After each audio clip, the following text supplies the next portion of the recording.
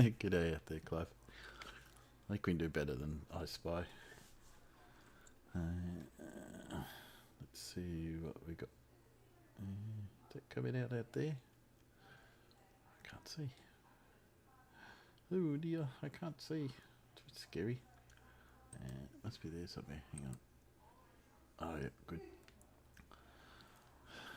We can play a quiz. G'day out there, Clive.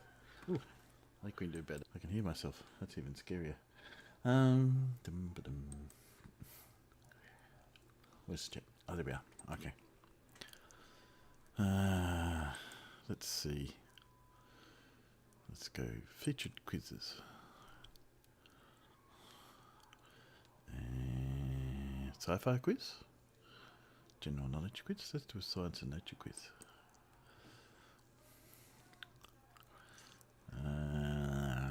Mountain quiz. Nah, I don't think so. Inspiring innovations. That sounds interesting. Play. Let's see if we can get the question right. Morning, Brian. How are you going? There's no one else in here but me and you guys out there, so I'm doing a quiz. Oh, what was the quiz? I missed the question. Who knew? Who knew? Where are we? Ooh. Okay. I have no idea where that is. I don't know where that is. Germany somewhere?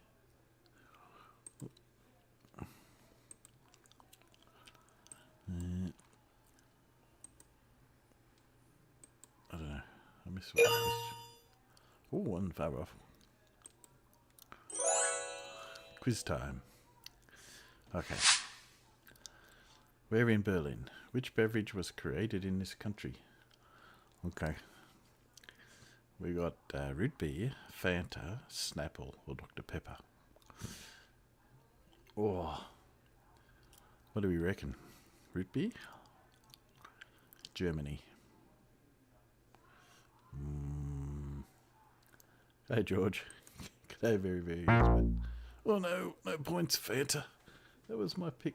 Yeah, well, I would have gone beer if that was an option, but it wasn't an option. I'm going to try again. Next round. Quiz time. Germany is famous for their cars. Which one of these is not a German car? Oh, it's blue. I can hear it there somewhere. Guess I better go turn the TV down, huh? Before Paul gets in here, yeah. Okay, which was not a German car? Audi, Mercedes-Benz, Porsche, or Nissan? Nissan. That was an easy one.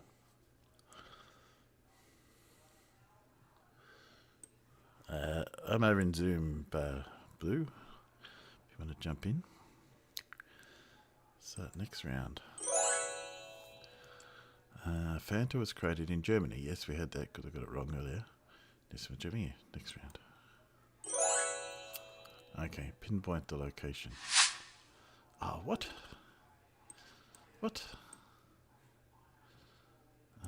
It's a car park somewhere. Oh, g'day. How you going?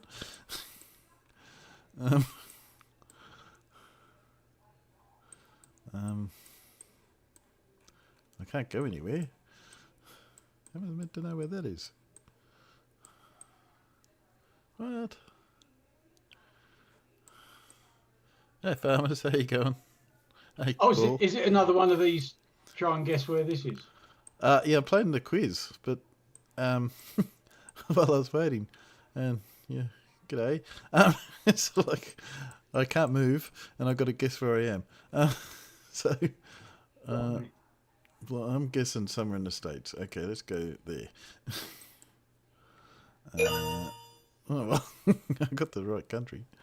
No, so you get quiz. This one you get quiz. So okay, we've got to answer the quizzes, right? Good morning. Good morning. You've arrived at Silicon Valley in San Jose, where Apple was its headquarters. Who was the original founder of the company together with Steve Jobs? Well, that's easy. Steve Wozniak. Well, as if you can remember. Well, yeah, that one's a bit of a cult following, that one. Okay. Steve Jobs became a big part of the new company during his time outside of Apple. Which one? He did do Pixar. Yep. Okay. Oh, another one of these. I don't know why this quiz gives you this. Work out where you are, and I'm just going to plonk in the middle of the world somewhere. Okay. That looks like it's over here. Oh, was it? No. Hang on. It's French? Oh, there you go. It's not over here then. It's in Paris. I'm laying a bit of a bet that's in Paris. Yeah, I'd say that was in Paris. Let's just go Paris. Somewhere there. Oh, there we go. Wasn't that far off. Okay, what's the quiz question? What? I just found a country. Okay, we're in Paris. Marie Curie broke new ground. She was the first woman in the world to win Nobel Prize. She also did it 2 times. But where was she born? Okay, anyone know where Marie Curie was born? Nope. Nope. Not off the top of my head. Poland. Poland. Anywhere particular in Poland? I'm just guessing. I have no idea. You got a good a guess as me. Oh, there you go, Paul. Well done. You got it right. Spot on. Okay, quiz. This script was correct. What's it called? I wonder what it's called. It must be called Imprimer, right? You reckon? No, I think we might go Braille. Okay. I can't even read what it says on your screen. Resolution's too bad. You can't read it. No. Couldn't read any of those 4 answers. Don't know what that's about. Might need to look at your Zoom settings.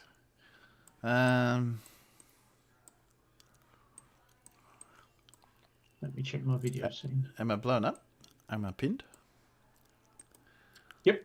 That's still pretty good. Pretty bad. Can you read the name Recover on that truck? It says Recover. Go back to... I can now. I couldn't then. Oh, okay. That's about the same text size as what we were looking before. I have no idea where we are.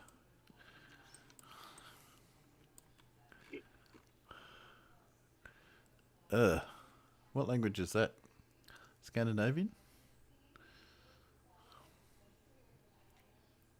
Got lots of dots Possibly. For which that? Okay, pick one. It might be Sweden. Sweden. We'll go with Blue's choice. There you go. You're spot on, Blue. No. Oh, no. Stockholm. Okay. Must be last round. Switch 11. Okay. Nokia. Swedish or other? 4 seconds. I'm pretty sure the company's Swedish, isn't it? Apparently not. Well, where are they from then? I don't know. It didn't tell me. So if you get it wrong, Spotify. I'm not going to tell you. Spotify. It's a yes or no. Spotify, Swedish or other? Oh, Nokia's Finnish. I was going with the odds. No, almost done. Almost done. Minecraft, Swedish or other? I think it's other. Oh. Yeah. No, apparently not. I thought it was somewhere else. Anyway, got that one wrong. Give me a proper question. JavaScript, Swedish or other? I'm going to go very, very expert. He said other. There we go. And Clive said other. Last one. Oh no, second last one. Lego, Swedish or other? Well, that's other. It's Denmark. That was easy. Last one. GeoGuessr, Swedish or other? No idea. No idea. Swedish. There you go. The end. Oh, hey, guys. Good to see you. I was just doing that while I was waiting. How's the day been? Busy. Busy? What you been up to? Sorting out lasers.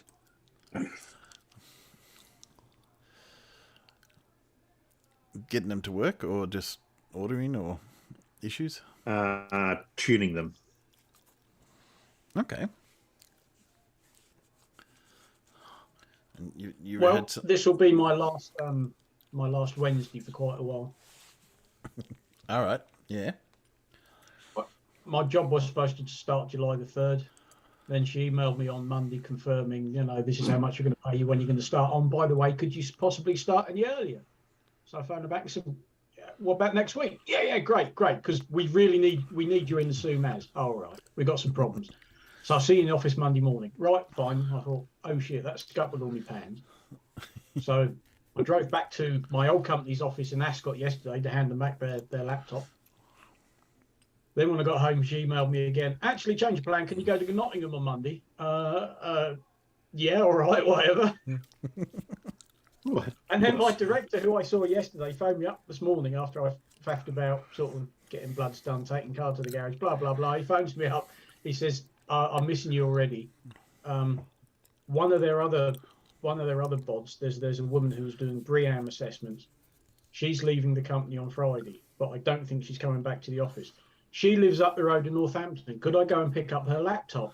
Well, I said, yeah, but that means I'm going to have to come back to bloody Ascot again, doesn't it? And I was only there yesterday.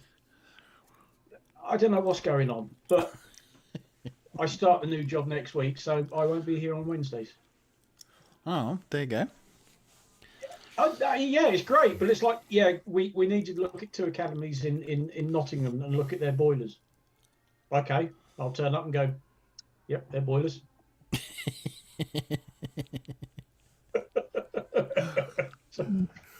Hell, just send you a picture of them. Huh? Send me a picture of him. Send me a picture. I don't have to go all the way up there. And the email like, can you meet our commercial manager up there, Georgie? And I thought, right, Georgie. That's another woman then. And quickly looked her up on LinkedIn. Unfortunately, she has got a mugshot up, and I thought, right, I know who I'm looking for now, because we're going to meet up in the car park and have a bit of a get together before we walk in there. So I've got like half a clue what I'm walking into, But I swear half the people in this company are women, and it's like, I'm happy with that, because you know what this trade is like. There's not usually that many women in it. Diversity, unless mate. they're the secretaries, Diversity. So yeah, it's all. So I said, yeah, sure. I'll at some point, if you want it done today, you'll have to wait until I get my car back from the garage, because my discourtesy car hasn't got a lot of fuel left in it. I said, yeah, I'll go and pick the laptop up, and then how are we going to get it to you? But then it occurred to me that a lot of those guys live down Ascot way, and I'm going all the way round the other side of London to near Maidstone on Saturday. So I could possibly drop it off on the way back home again on a Saturday afternoon. It's just like, well, just stop the world. I've had enough for 5 minutes. Yeah, bit of a merry-go-round. Well, I mean, this morning I had to go. I got an appointment at the doctor's to get, because they tried a different drug on me for my diabetes. So could you go back and get some bloods done and take a sample? Blah blah blah. I thought, right, I'll walk down there, because it's only a 5-minute walk down the road. Oh no, Tracy's not here today. You'll have to go to the main one at Toaster. Pick up my prescription, walk back home, get in the car, drive to Toaster. Fortunately, she was in reception just as I walked in. Oh, right, quick, come on, we'll do it now. And it's like, I still got to get the car, because I said, I'll take the car to the garage on Wednesday morning, drop it off first thing. First thing. And barely do I get get back in the door after all of this, and there's my director phoned me up. Can I go to Northampton? So I just got to address something. I don't know whether I'm coming or going. Yes, Fred Bailey. The Angels question will be the first one we have in a second. It's okay. Yeah, I know what you mean. I'm starting this new company. I got a the guy that employed me's put me into the system, and I got 16 emails from their HR. Oh, you have been assigned a birth date. You have been assigned a driver's license, such and such. You have been signed a digital media consent. All these things I've got to follow through and tick off. I've already got the contract signed. That was quite interesting. All right. Yeah, I know that one. Well, apparently, I'm going to be salaried, but they pay everybody weekly, which is most unusual. Well, I haven't had a weekly pay for a long time. Well, obviously, I've been paid weekly for well over a year, but I mean, I had got enough money to last me a month. Yeah. If things were going to be tight, because I didn't think I was starting until July, But now they said, "Oh, you start next week." I thought, "Oh, that'll be 2 weeks' pay." And then I read the contract. Oh, you get paid weekly in arrears. Oh, all right then. I hate it. Live with that. Thank you very much. Yeah, that makes things so much easier, because going from weekly to monthly is always a bit of a shock, isn't it? It is. Bi-monthly is the best. Yeah, fortnightly. Apparently they pay weekly, so Yeah. I mean that's what I'm used Yeah, to. weekly just messes up though, because your bills don't come weekly. Yeah, I always found fortnightly was the best, but you can manage monthly. But once you get used to it and you set your bills up and you get everything paid, monthly. But I found fortnightly, you just seem to your money. You get the same money, but it just seems to last longer. Well, they paid us bi-monthly, and that was bi-monthly, like as that. in bi-monthly. That's ideal. To every second month. Yeah. Twice a month. Twice a month. that's Yeah, fine. fortnightly. Yeah, like fortnightly, about the same. Yeah. Hey, somebody else knows what a fortnight is. Yeah. Yeah. No, it's just that when you're doing it by those days keep sneaking up on you. 28 days doesn't work out. No. Then all of a sudden bills are due and you got no money. Well, that's what I'd Damn like. Well, bills are due on certain days of the month. I mean, I knew I'd get paid every Thursday, because the woman in the office who did all of that work, she was only in 3 days a week. So as long as my invoice was in by Tuesday, and she was in Tuesday, Wednesday, Thursday, if she got my invoice Tuesday morning, I knew that I could wake up Thursday morning and it would have been paid. They were that quick. Yeah, they paid me within a couple of days. And I just got used to it. And you've only got 2 dates to hit. I mean, I think my rent goes out on something like the 17th or the 18th of every month. And then just about everything else comes out on the 1st. Every other standing order, every other bill comes out within those couple of days. So as long as you've got cash to cover that into whatever account it comes out of, then the rest of it is, whatever.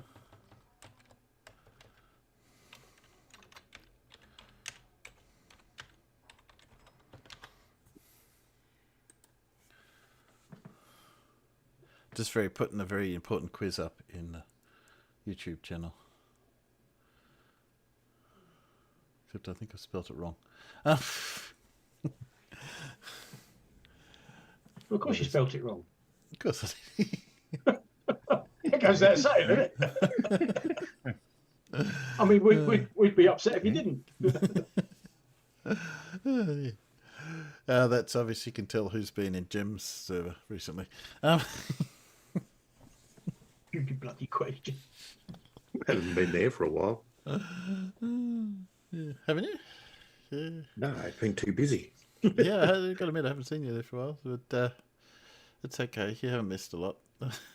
It's usual. Been so busy, I don't have a music quiz for tonight, Timbo. Sorry about that. Oh, no, that's okay. You don't. Yeah. It's fine. So I want to know, you've been testing your lasers. Can your ducks run faster than a laser can? If only we could control the ducks with lasers. No. Put a whole ray up. Ooh, let's see how many lasers they can run through before they become pink in duck. No, I've been tuning dye lasers. All right, yeah. Mm. And are these for a very specific experiment, or or settings, sorry, whatever. Yeah, they are. Yeah. Cool. I've been we've been having a joke at work that because we had another staff meeting today and they didn't announce I was leaving, and the joke is at work, oh, you're not leaving because they haven't announced it. And Watch me. yeah, I had to have a bit of a stern conversation with one of the people today because I said I'm leaving at the end of the week no matter what. And you know, I've been on you for this couple of weeks. If it's not done, I'm just not going to be here, and you're going to have to do it without me. Oh yeah, I'll get onto it. Okay, it's fine. Just a warning. I got a message from the boss saying, "Oh, when are you going? I forgot to mention you at the staff meeting." Oh, shit. Yeah, well, you're going to have fun, aren't you? It's been What nearly, I thought nearly was 3 quite weeks. nice was... Gone. No, go No, I was going to say you go on. It's fine. on. Okay, fine. What I thought was quite nice was just popping into the office yesterday to drop off the laptop. It took me forever to get back out of the office again because people just want to talk to me and sort of say, you know, thank you very much on the rest of it. I thought, I don't even know who half you guys are. Well, I've only been in the office, what, half a dozen times at most over the course of, what, 13, 14 months? Yeah. Who's still like that? Come over and have a chat. I'm like, who are you? I like the. Obviously, Yeah, I like- some of them, and particularly the woman who I replaced because she went on maternity leave for like 10 months. yeah. So it's nice to have a catch up with her. And I said, sorry, I killed all the Amazon work off. That's what I was taken on to do. Look up. She lunar was looking buggy after the track. Amazon stuff, and I was taken on to look after the Amazon stuff. And of course, that all. Disappeared. Sounds a bit sus to me, farmers, that they've already got a bucket load of problems they want to dump on you. Are you sure you're not hired to be the scapegoat of the company? Yeah, It's all yeah. his fault. You're fired. It's always, I know what you're saying, but I think what it actually highlights is why they want to bring everything in house. Because that's what, yeah, all of their M&E stuff is done by external consultants, and I said that's all well and good, but you lose a fair element of control over it. And they said that's exactly why we want to bring it all back in house. So at the moment they've taken on 2 people. There's me and an equivalent electrical engineer. He doesn't start until July, but they said no, that mechanically we've got some problems, which is why they want me to come in as soon as. I thought, yeah, fine. That's why I was worried about what I'm walking into Monday morning. I don't know whether this is one of the problems. I was going to say, yes, we've got this problem with this boiler, but we've asked this guy to go and see if it's a boiler. And he'll say, yeah, that's a boiler. No, I think the work they're doing, and most of it is sort of schools and academies and things like that. There's a big drive over in the UK at the moment for people to reduce their carbon footprint, and places like schools and hospitals are being encouraged. Probably isn't the strong enough word. Being told that they've got to try and become carbon neutral. So I think a lot of them have realised, well, we can't go completely carbon neutral, but like, you know, our boilers are 30 years old. Do you think we ought to replace them? You know, yes. Anything that's 20, 30 years old is not going to be efficient as, you know, the latest gear. So you probably can't get rid of your gas boilers. I hope they're gas, because if they're oil, the answer is very easy. Well, you know, we'll change them for you. So I think that's what a lot of it is just turn up and going, what have you got now? Although they're only 5 years old, they're fine. Just leave them as they are. There's not much you can do. But if you've got 20, 30-year-old boilers that are on the last legs, yeah, just replace them with newer ones that will be more economical, greener, and all the rest of it. Because to get rid of all of that and go completely, you know, air and ground source heat pumps, that's a lot of work. It's very expensive. And a lot of places just don't lend themselves to it. But that's why they're going to employ people like me to go, well, you can't do this, but you could do that. Boom, you know. Yeah. What you mean? Because it's the government over here in the UK who completely fucked it up. They said, oh, we've hit a deadline by, I think, 2030. We want all new builds running on heat pumps. And we actually want everybody now to take out all their gas boilers and put in heat pumps. And that's not as easy as that. It depends on the rest of the system, and sometimes it's just not practical, you know. But somebody somewhere hasn't got a clue what they're talking about. Going, yeah, we'll do that. Here's a deadline. Go for it. Yes. That's I I was working on a TAFE building here in our state. They're working on removing all gas from the state so that there's no... I remember when we first came over here, they were pushing gas, everything, because that was the cheap, fuel at the time. So working on a TAFE building, and then we're having a little off. I'm not really involved too much in the building, but we hear this discussion about, we can't have gas, and someone pointed out, but it's a TAFE. They teach cooking. How can... You must have gas already. You gotta have gas in the building to have the run the TAFE kitchen. Yeah. Because yes, and then they're talking, how do we handle that? There was a whole drive over here, I suppose, back when I first started, so it had been sort of mid to late 80s. A lot of these big institutions and big hospitals, what you had was a central heating plant, with the sort of boilers that when you shut them down to maintain them and take all the tubes out, you can stand up inside them because they're just those huge cylinders, big tubular boilers. And they all run off oil. I remember one of the hospitals, I think, was in Norwich. They'd got these oil tanks buried in the ground, and they were the size of swimming pools. But you then had pipe work going over the whole site, and it was so inefficient that it's just right, rip it all out, bring in a gas supply, and put gas boilers in each building. Cut your fuel bill by a huge amount. And now, of course, they want us to rip out the gas boilers too.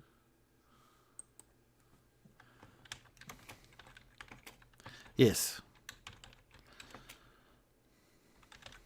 Sorry. Typing in text and trying not to spell things wrong. You wrote angle, didn't you? Yeah, I did write angle. Because I was just reading it as it disappeared. I thought, I know what you wrote. Angle. Because I had it on my head. I had on my head about what Bev says. You can't do F4 with an angle. That's what we're saying. Can't do F4 with an angel either. No. Well, he can't do anything with an angle, but that's because he's incompetent. I noticed anything. Period. I noticed Blue. He's after you posted that video back up. I think I had a look. I think they've done 9 hours on that video so far. Yeah, Yeah, more look to how far come they've too. got. More to come. Yeah, not surprising. That's what I thought would happen.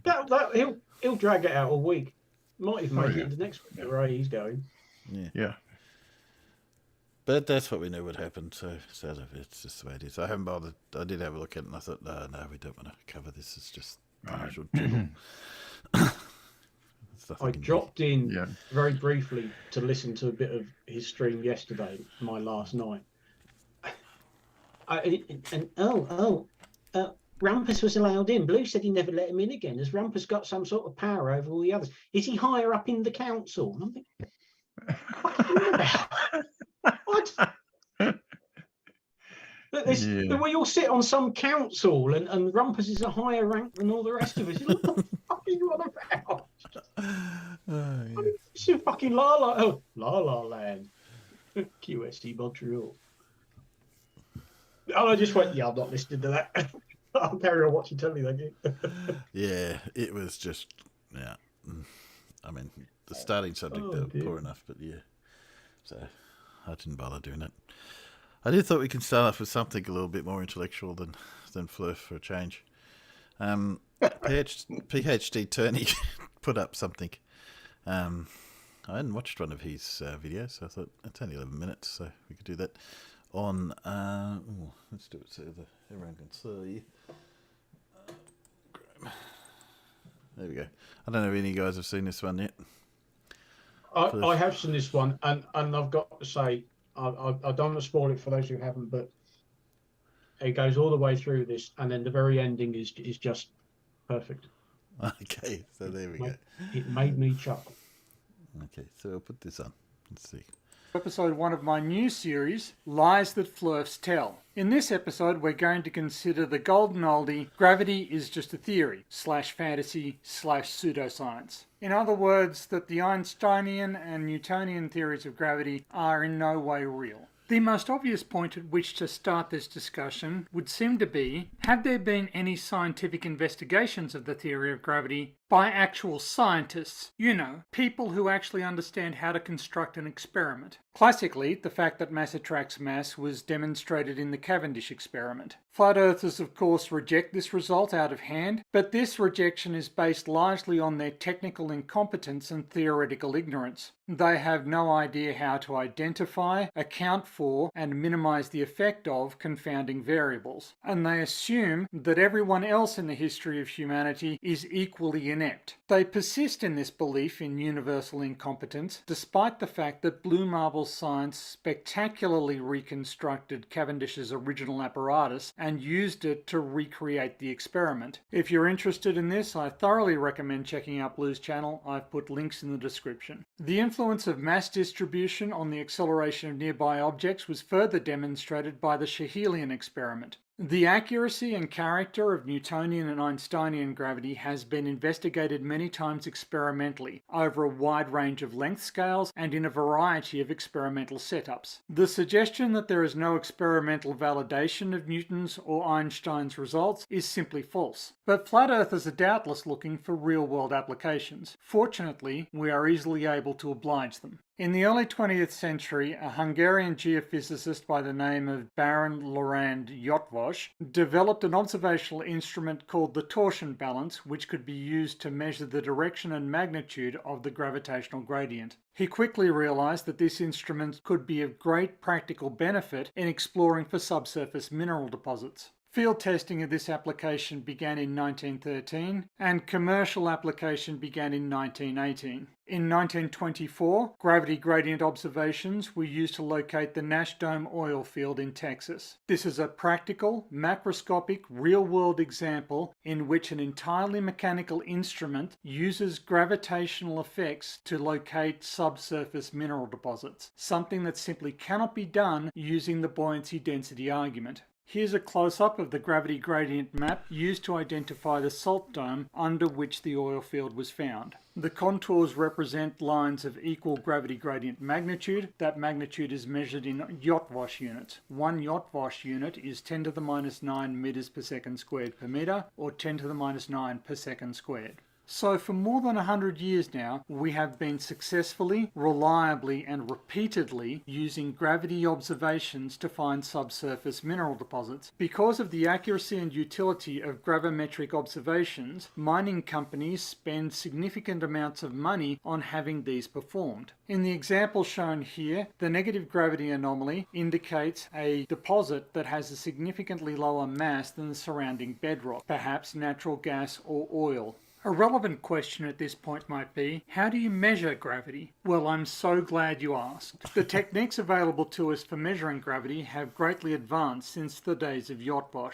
Pictured here is the Lacoste FG5X gravimeter, which is capable of determining gravitational acceleration with an accuracy to within 2 by 10 to the minus 8 meters per second squared. I'm not going to go into too much detail about the operation of this instrument because I've already done a full video on it. So if you'd like to know more, there's a link in the description. In the last decade or so, cold atom gravimeters have started to come online. In these instruments, a cloud of atoms, usually rubidium or strontium, are supercooled in a magneto-optical trap, or MOT. In this process, the cloud of atoms becomes a Bose-Einstein condensate, a material in which all of the component atoms share the same wave function. The condensate is then propelled into the measurement chamber, where it is subjected to a sequence of carefully timed and calibrated Raman laser pulses. These laser pulses separate the cloud into upward and downward propagating clouds so that the wave functions of these two populations of atoms can be compared. Since the wave functions of the condensate propagate according to Schrödinger's equation, the wave functions tell us about the accelerations that both clouds experienced, and from this we can reconstruct the gravity field. In the example I'm showing here, the particular wave function concerns the transition between the 3p0 and the 1s0 electron states, which constitutes a form of atomic clock. In other applications, other wave functions have been used. This class of instrument is still being refined, but promises to revolutionize the entire field of gravimetry.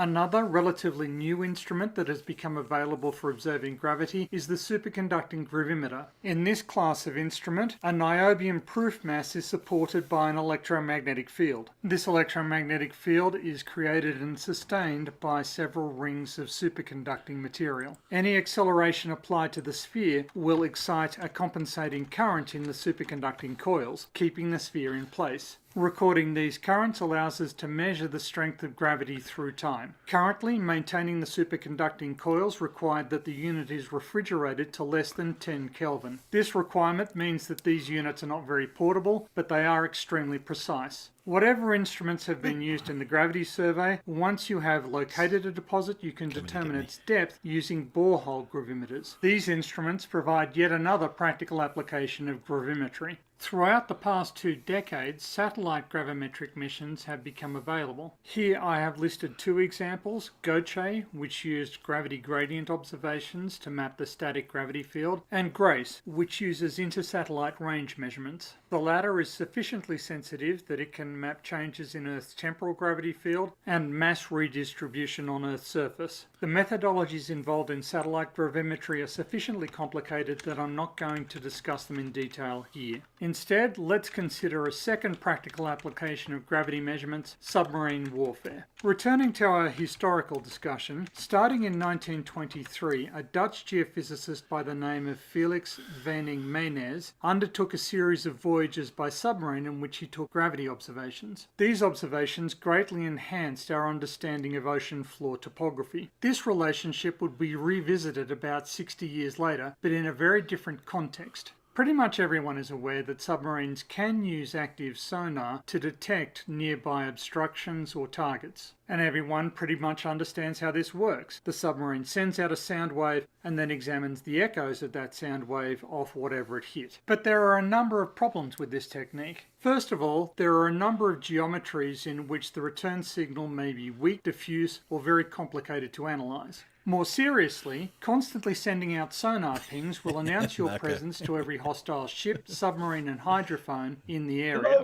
Hardly ideal if you're trying to be stealthy. This problem was obviously well understood by submarine warfare specialists, and their attention turned to trying to develop a passive system for locating underwater topography. And just like Yachtwash had 70 years earlier, they came to the conclusion that the sensitivity of gravity gradients to mass distributions made them an ideal target for analysis. And thus the field of submarine gravity gradiometry was born, providing yet another practical example in which we can use gravity to solve a real-world problem. The relationship between ocean floor bathymetry and Earth's gravitational field leads directly to our next application. Always love that word, Only in bathymetry. this instance, the observations are not made within the ocean, but of its surface. To take the example of an underwater mountain, the fact that the mountain is more massive than the water that would otherwise occupy that space provides a gravitational signal. This gravitational signal is reflected in the geometry of the water around it. It turns out that the influence of seafloor topography on the geometry of the ocean's surface is much larger than the accuracy of satellite altimetry missions. In broad strokes, these missions work by transmitting time-encoded radio signals towards Earth's surface and measuring how long it takes the return signal to be detected by the craft. This technique has been demonstrated to be accurate over the ocean's surface to within a couple of centimeters. We can thus obtain some understanding of seafloor topography by examining the geometry of the ocean's surface. The advantage of this technique is that it may be conveniently applied on a global scale. In stark contrast, ocean floor sounding via sonar is very slow and expensive. To see how little of the ocean floor has been mapped via sonar, the easiest technique is to fire up Google Earth. If you zoom in over the oceans, you will quickly notice what look like snail trails. You may have even wondered what they are. Well, it turns out that these are the tracks that shipborne sonar sounding missions have taken. Now, obviously, the shipborne sonar is higher resolution. We can see here a comparison between the gravity data on the left and the sonar data on the right, both for a fixed portion of the Indian Ocean. And while the sonar data is crisper, cleaner and clearer, the gravity data doesn't actually get much wrong. It isn't introducing fictitious signals, nor is it getting the magnitude of the signal completely incorrect. In fact, the sonar data seems to confirm that the gravity data does a pretty good job, considering its limitations. On a global scale, the gravity data clearly leaves the sonar data in the dust. It is vastly cheaper and more convenient to use gravity to map the ocean floor on large scales. So this might be a convenient point to draw a line under things. So to recap, in this video I presented a very brief summary of the scientific and experimental investigation of the law of gravitation and 3 macroscopic real-world applications of the theory of gravity on which people's lives and livelihoods depend. Gravimetric mineral exploration, which we have been doing for over 100 years, mapping the ocean floor, which we have been doing for over 40 years, and passively navigating submarines around seafloor obstructions, which we have been doing for at least 30 years. So the next time you hear a flat earther claim that gravity is only a theory or that it has no real-world verification, you will not only know that they are full of shit, but you will be able to explain exactly why. So that's where we're going to call it. Thank you very much for watching. I really do appreciate it. And I hope you'll join me next time when I'll be discussing the next flat earth lie, plumb lines are parallel. There you go. He's done this beautiful, serious presentation all the way through. It's just not, you can tell them that they're talking shit. I just love the way you did that. It's been so serious up to that point, and it's like, yeah, you're talking shit. Yeah, his whole point. Brilliant. G'day, Matt. How you going? Yes. G'day, yeah. In summary, they're talking shit. Yeah, done. Yeah. Just said that at the beginning. Yeah, the whole video, all 11 minutes. Is Anyway, about how that is one, everybody? Good. How you going? Yeah. Not too bad. Not too bad. So, important question, Matt. Do angels circumcised? Well, I'm deliberately ignoring that question because that assumes that angels exist. So, bollocks to Okay, it. fair enough. I got 100% say no. So there we go. Definitively decided that angels are not circumcised. There we go. I mean, I did click on no, only the fact that it gets it out in the middle of the chat and puts it back at the top. That's the only reason I answered it. Well, Timbo, of all the snow angels I've ever made, none of them have had foreskins. Oh! No, dear. I've never made a snow angel. Hasn't my life been really sad? You could probably make a sand angel, couldn't you? Lie in the sand. Yeah. I've made sand angels. Yeah, not quite the same. No. You just get dirty. Yeah. Mind you, it's a good excuse to go jump in the sea again. Oh dear. So how have we been? Oh, and of course, I was going to say we need to pull up an old music quiz for Matt and Paul. I'm leaving. If that's the case, I'm going. No, you're the first time. Paul's been a bit busy. He couldn't do one, and I haven't got one for tonight, Matt. So you're safe. You're safe. You're making me out that I'm really terrible at music. I'm just not as good as Farmer's Boy. That's all it is. He shows me up. This is the reason why I want to ban him from music quizzes. It's like, Mate, makes me look dumb. You won't have this problem on Wednesdays going forward because I won't be here. Oh, really? Would another day be better? Because Well, that'll be on Wednesdays. On Saturdays. Wednesdays, then he probably won't do a music quiz, and he just leaves it on Saturday. What? when you're there. What? Save it for Saturday. yeah, we might. Yeah, I'll talk about it with you guys later. Might sort of reconfigure a little bit. But you're safe this Saturday too. But no, I start the new job next week instead of July, so obviously I'm not going to be around during the week, but should still be around on Saturday. What's the new job? The new job. Hey? I haven't heard about this. What's the new job? I'm going to be. Well, they've actually got me down as an M&E surveyor at the moment, but I'm not. I'm an engineer. It's a company in Bedford. I went and interviewed with them last week because the company I've been working for, obviously all the work I was doing, mainly Amazon and Lidl, that's all dried up, so they ain't got anything for me. But this consultancy. So you're going to be so this one you're actually going to be an employee rather than, subcontracted. Yes, I'm going staff. Yeah. But yeah, they interviewed me last week. Within a couple of days, said yes, we want him. Can you start July the 3rd? And I thought, all right, fine. Bit of a bugger having to go through all the June with no work. And Maddie- then she emailed me. The MD emailed me on Monday and said, actually, can you start a bit earlier? So I said, next week, fine. Man, he's working in Bedford. They're going to send him out to make sure the canals are horizontal. Our level. Horizontal, yeah. I hate to say this, but the Bedford level isn't anywhere near Bedford. No, it's not. Wrong county for a start. Don't let that fact ruin a funny joke. Sorry. It's called the Bedford levels because that drainage was part sponsored by the Duke of Bedford or something at the time, I think. Something like that. Yeah.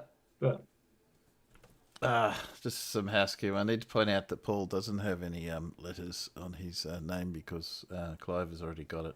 Yeah, I didn't bother. That's the point. Okay. I'm sure Clive gave the answer before you even gave him the clues. Something. Yes. And so, just good you here, Matt. I've got a couple of space ones for you. Just because. So okay. I found this one. Russian astronauts did a better job at Danger, faking Will the Robinson. Movie or is that Forbidden Russians Planet? landing on That looks like something I would have made when I was a kid trying to make a spacesuit out of cardboard. Let me turn it down a bit because you can't understand what they're saying anyway. I can't hear a thing. No, I just turned it down because it's all in Russian. Oh, is it? Oh, Look how deep the expectation of the soil was. But this is why they're so afraid there, because they didn't know. Is that supposed to be the moon, is it, or something? Yeah. It's meant to be what the Russians thought the moon would be like. It's done by the Flat Earthers put it up, but I just thought it'd be fun anyway. Do you see? This is just going to special effects. You can see they've put special boxes for him to step into. You can see when he steps down. Oh, yeah. Yeah. I suppose that's not too far from the truth because they until they had probes landing on the moon, they didn't know. No. Perhaps it might be a bit like that, sinking into very deep. I mean, it really wasn't until, the American surveyor probes, because of Apollo 12 last year one. It wasn't until they sent them to the moon that they actually, they'd got something on the bloody surface of the moon so they could actually see what it was like. Up until then, it was all sort of, well, it could be this, it could be that, we don't know. And impactors as well. They realised as well that when they had impactors that, it was making a bit of a mess on the surface of the moon. Trying to show the difference there's differences in temperature. Mind you, the moon doesn't look anything like look at the headlight on the suit. He's holding now. Oh no, he had a car somewhere with only one headlight. It's like, no, he put a plastic glove. He put one down low and one up high, and the one down low is frozen, and the one up high has got melted. That's what he's trying to say. One in the sun, one in the shade.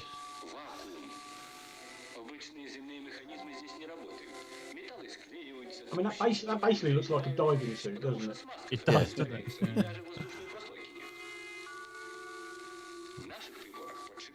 But the Russians were big into all this thing. I mean, they had a huge sort of sci-fi thing going on. It was part of their space race, I guess. Yeah. I don't know what the newspaper bit is. Hang on. This is... See how the newspaper... Oh, yeah, I suppose it could, but I think it's still going to deform when it lands, though. Yeah, it would flap about all over the place, but this is far away from the street. Run through spaceless. Right. I don't think so. Look, they're on cables. Look, you can see they're on cables. At the stadium. It's 1/6 gravity, not 1,000/6 gravity. Yeah. I don't know. Do you want to listen to what the Flurf has to say?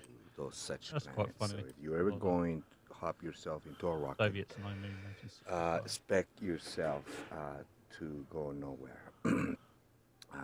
This is part of the Agenda 21, depopulation, where they're gonna launch the smartest people of the world out into oblivion. They're gonna claim they're going to Okay. That's all I heard was blah, blah, blah, blah, blah, blah, blah. Pretty much, that was, and he cut himself off. Basically, I don't know. Something Yeah, about blah, blah, blah, they're going to send all the smartest people off into oblivion, and I don't know. Don't worry about. I don't think we'll worry about that one. I do have another solar system one. Now, this one I thought was funny because try and tell me if he's trying to convince you to be a flat earther or not. Because Believe it or not, this is the model. it's not actually, but that's. No, it's a representation. Not even close to right scale, is it? Oh, that's pretty cool, though, isn't it? It's cool. It is cool, though. Yeah. I'd have fun if I could. Modern, not ancient. We have the ancient Antikythera mechanism demonstrating a better representation Then why aren't you showing us that? of our observations Yeah. of stationary Earth. In this solar system model, we don't see retrograde. We don't see the phases of the moon. We can see, obviously, that we're not supposed to see Mercury nor Venus at night. What do you mean you don't see retrograde? Well, yeah, that was my first. If you look thing. at I it was thinking, properly, yeah. if you're If looking you look from at the it properly, Earth, then you will. yeah. Yeah. And I'm not going to see phases of the moon because it's like a pin drop next to the Earth. Yeah. They haven't done phases of the moon in it. And also the scale is way off. So you're saying, oh, you can't see Mercury. Well, that's because the scale's out. Yeah, it's way out. It's not even close. So, yeah. So, This is why we can only see Mercury Antikythera mechanism last thing, is the dusk or perfect dawn. yeah. If you're lucky. Model representing retrograde, the sorrow cycles, It doesn't, though. question of time. I might have the sorrow cycles, but it doesn't show perfectly retrograde. illustrated with an ancient technology. Therefore, the Greek knew that we were on a stationary Earth. That's why we can make predictions into Really? the future. Yeah, you can't. This solar system model Show us. that the glove zombie animal Hang on, what loves channel's this? to defend Uh, with hypothetical astronomical so- assumptions I'll tell you I in a don't second. does care. not represent what we truly see. 'Cause that from sounds our like point of Renee. view, our beautiful stationary flat Earth. Look into Must be this trying not to crazy wake up its cellmate. device. The solar system Yeah. is just Yeah. to keep you thinking Talk that you're really in a quietly. spinning ball lost in a vacuum of space towards a black hole, which is very evil and very pessimistic. Or try not to Learn wake up about the other our patients. stationary in the mental flat hospital. Earth and embrace the scientific community. Have a good day, brothers and sisters. I just saw that. I thought, right. You didn't Okay. convince anybody of anything, really. She had a really cool toy, though. Well, I might have to. I wouldn't mind about that. Yeah, Yeah, I would have won that think- myself. Interesting. He's trying to channel Renee. Earth is seriously flat. Yeah. It sounds like. Yeah, you think? I'm not sure. Yeah. Well, it's Flatter- seriously it's flat, got it's it's not got just one flat, it's comment. seriously It's flat. got one comment from Flatter Day Saints. Where did you find that? Maybe Flatter Day Saints wants one.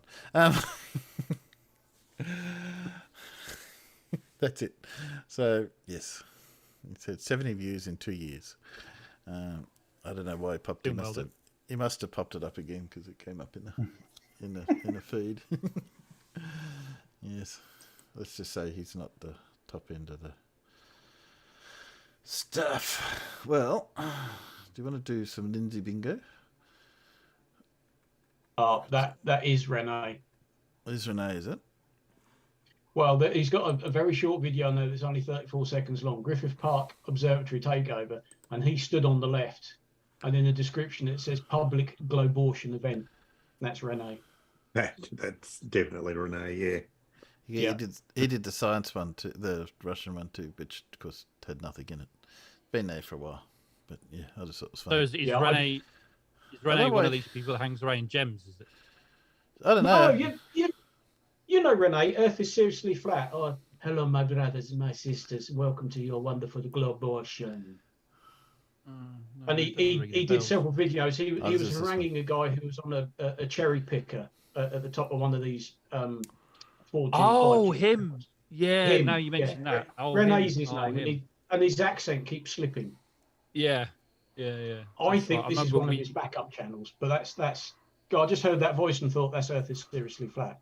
Okay. Yeah, I remember we had a conversation. We might have had a conversation with him when we were on Terry's channel about whether he came into his accent was Jose's quite a genuine few or not. times. Yeah. Yeah. No. Well, there you go. Yeah, it's the prat who took the guy's keys out of the ignition when he's sort of 15 foot up in the cherry picker attached to the back of his truck. Yeah, I know what you're talking about now. Now you mentioned the cherry picker thing. So I don't know how, but somehow I got a few of his feeds. So it just recently popped up in my channel, and these are 2 years old. He has his presentation with a couple of tables and all the crap, and he has a habit of doing them outside schools. All right. When the kids are coming out at the end of the day, you know. Might be the one I saw.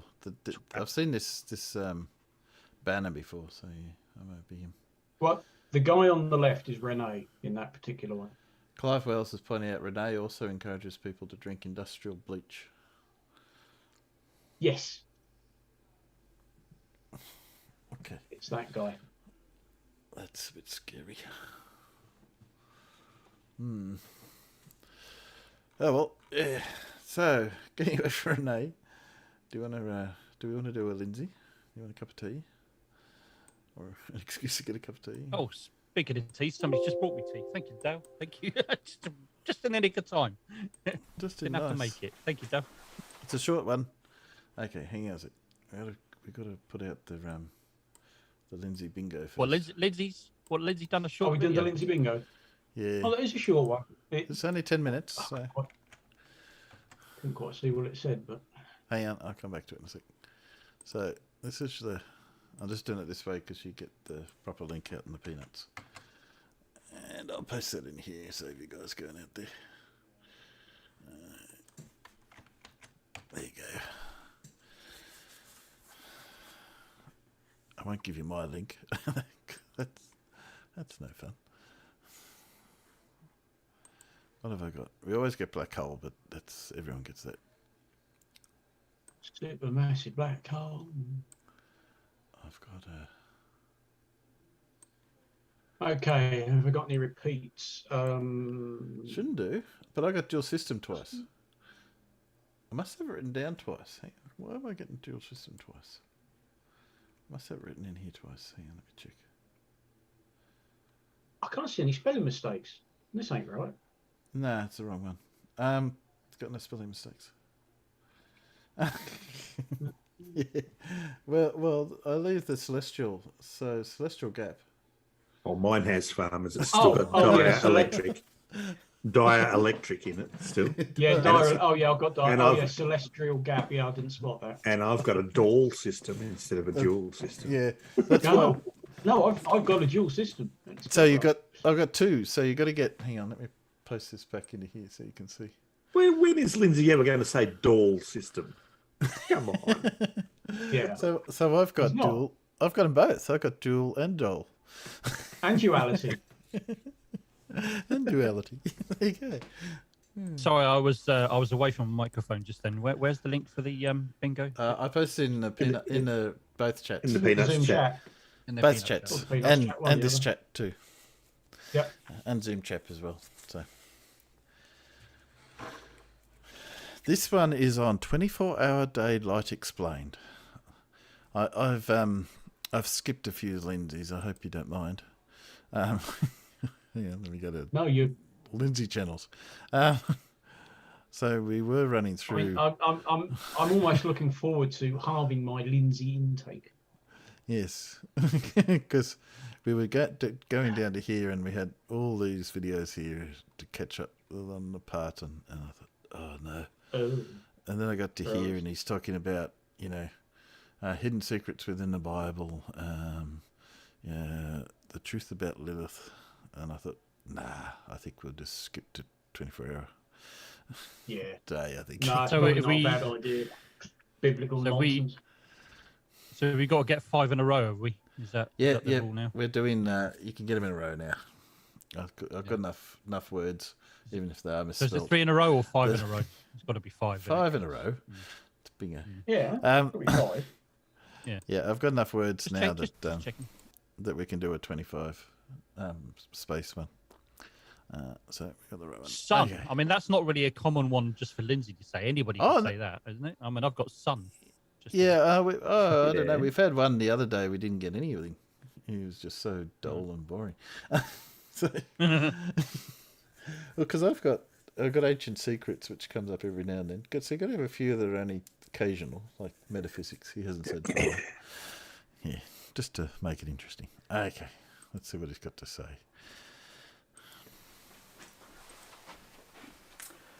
Welcome everyone, welcome to the Tomb of Illumination. This is the site that explains the flat earth system and all the physics involved, how it actually works, right down to the nitty gritties. So if you have any questions, feel free to comment. YouTube's shutting me down, they're sort of really choking my site. What? So there's not much correspondence going Well, on. he doesn't why. answer questions apparently. When you Specifically go on no the site negative for comments, he comments doesn't or answer questions. queries. As like a couple of years ago, there used to be quite a few discussions going on and a bit of to and fro, and some of these don't allow scientists that men. get on there actually give me more information to expand on my knowledge, but that doesn't happen anymore. I hardly get any negative comments. and that's YouTube. So, it's not you. It's not me blocking it, but feel free Yeah, if you've got it's not questions. YouTube. It gets me thinking too, because I don't think of everything. I sort of skim over a lot of blocking things everybody. because it just doesn't occur to me to discuss it. But Hey, does that mean we should feed him some stuff and we'll see if we can get him into a video? Oh Christ!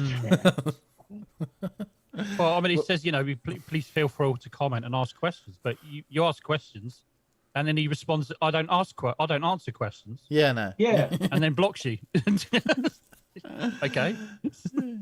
I was going to ask him we had this really good flat earther and she was telling us about there's no such thing as south-facing shadows. Can you please explain that? And that you can't have rainbows inside? Anyway, let's see where he goes. I've just watched a video by some flat earth dude, and they were talking about the daylight hours over the flat earth, and no one's really talking about this. They don't really understand it, so I'm going to run over it. You do either. I don't think so. I've got all this prepared for another video. I've actually done 2 attempts at it, and I've sort of given up for a while now. So I'll use this diagram here. You've got to understand, this is the flat earth plan view if you could see it from above. You've got the southern hemisphere all the way around here. You've got the tropic region. Oh, I don't have any This of tropic those region words. is mentioned as the river or the waters, the sea or whatever, in a lot of mythological stories and religion. But let's not go there. And then you've got the smaller northern hemisphere. It's in there. That's basically what it looks like to scale. That's how small it is. Northern hemisphere. Got that. Because That's everything the scale, expands isn't it? outwards, azimuthally, equidistantly, whatever. Because of the toroidal field that comes out from the centre. Everything expands as it comes out. Now what flat earthers are not understanding, expand. I I mean, had my expand. subscribers might by now, is the ecliptic plane that governs. This is, if you put a slice through there and look at it as a cross section, this is what it looks like. That centre north is in here, right? Our whole realm is projected from in here, from this vortex in here. It's actually a hyperboloid that goes down through the earth like this, but that's But what's we the don't have to go projector? there. And it's been all expressed out as a toroidal field. So all the images are in here, and they all get expressed out here. So you've got a northern central rotation of stars here, which are projected up into our night sky. We will see them rotating, but that's from a downward up view. But this is expressed out, which comes over like this. So now in the southern hemisphere, we see it from a down and there view. So we're seeing down and in view out here. So how So does they're it get inverted. to both This places is why you at the same can't time? match them, but they are the same stars. It's just a big vortex flopped upside down, so we see it upside down. When over here they see it upright, but they're all the same stars. Whatever's in there is out here. And the ecliptic plane is in here on the horizon. It goes around, and the seasonal it's around the black hole actually, Oh, Michael. and it's down and out for your southern summer, all around like a jellyfish. I've mentioned this plenty of times before, and then it slowly winds back up to the northern hemisphere. You have to do hokey understand, pokey? so what these flat earthers are doing is they're pulling out a torch and shining the light around the south, saying this is how the sun works around the south. They're missing the fact that all of the south around the December solstice is light. You can't have the sun going around like this. If it's all light, okay, imagine the jellyfish is down and out. So it's all light, it's light all the way around there. But what people have to understand is you all have your own image of the sun and its cycle. Because no matter where you stand, if you're standing way out here, you're basically on a meridian from the south to the centre north. So this reflected image in here comes out to you. Another thing you have to consider is every man has his arc of horizon. Every man has his perspective. And it's all within it like a dome. He has his own personal dome. False Professor Dave even whinged about that once, remember? Well, it's a fact. We all have it. So we all get our image. So the sun is mirrored out here. The word mirror is used many times through all esoteric scripts, ancient knowledge, philosophies. Mirror, mirror, mirror. Everything's sort of like a mirror. So it's mirrored from there to there. So this guy, he's going to see the sun go around like this, basically. Around the summer solstice period in December. Like that. But this guy's standing over here in Antarctica, because this is all Antarctica all the way around there. He's going to see his sun like that because it's all reflected from there. Nothing, you've got to consider, nothing is physical. Don't be fooled. Nothing is physical. You're getting an image. There's his image. He's standing there. Because it's all reflected from there. And it's this shape, this curving down, gives you, look, creates this parabolic holographic projection, projects it back to the viewer, into his view, his perspective, his eyes. It's his eyes that's reading on the light, the frequencies of the light. Frequency. And it's all based on sound. Frequencies of the light. Like the sound frequencies of the light. It's all frequency, it's all sound. Yeah. We don't hear any of that sound. Sound is colour, isn't it? Well, colour is sound. No. So when the ecliptic plane folds down, it folds down, No. you know, all the way Turn around. that yellow down, So- it's too loud. Oh. And the sun, even science tells you this if you go deep into the internet, that the sun follows the magnetic field, and it does. On the torus field, the toroidal field, if the ecliptic plane is going like that, and out to the summer solstice in December, the magnetic field, the basically a toroidal field has the counter field. It's a returning field. It's an express field out from the north, and you have a returning field. Excuse me. There's a crisscross system. It's like the net. All ancient philosophies talk about the net, especially the Egyptians. That's why you live on a plane net. You've got a net over it, and that's the toroidal field. And all these crisscrossing points in the net are the nodal points. That's where you'll see the sunlight. And you might even recall seeing some of this in Ken Wheeler's videos with his magnetism. You'll see the little yellow dots around that tropical region or whatever. But don't be fooled by the tropical region either, because that's another long story. I'll do a video on that soon. So we see that the sun is turning up on all those longitudinal lines, you could say, but all the lines are curved because it's a magnetic field. It's a toroidal field, so they're curving field lines. But at a particular time of the day, the sun will be seen anywhere along that curving, say, longitudinal line or meridian, but it's curving.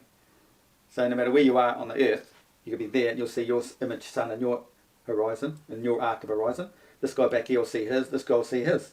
Anywhere on that magnetic line. And as the sun moves, it obviously moves around on different lines. The sun's going around the Earth over the day, all moving west. But you're all getting this reflection out from the centre. Even the Milky Way. See, there's this one Milky Way here. There's also a Milky Way out here because it's just a mirrored image. We're all getting it. So we've got the sun down and out. So you've got daylight all the way around here. It's down and out, flowing out. You're not getting the daylight near the centre, up in the Arctic, because the sun is down and out. It's sort of going down and out. The magnetic field lines are down and out. It's not until the ecliptic plane starts coming up, the sun follows the ecliptic plane lines, right? It brings the sun back up here, and now you're getting the sun closer to the centre of the Earth. You're seeing it around the Arctic centre in the June solstice, not way down there in the south now. So it now becomes dark down there.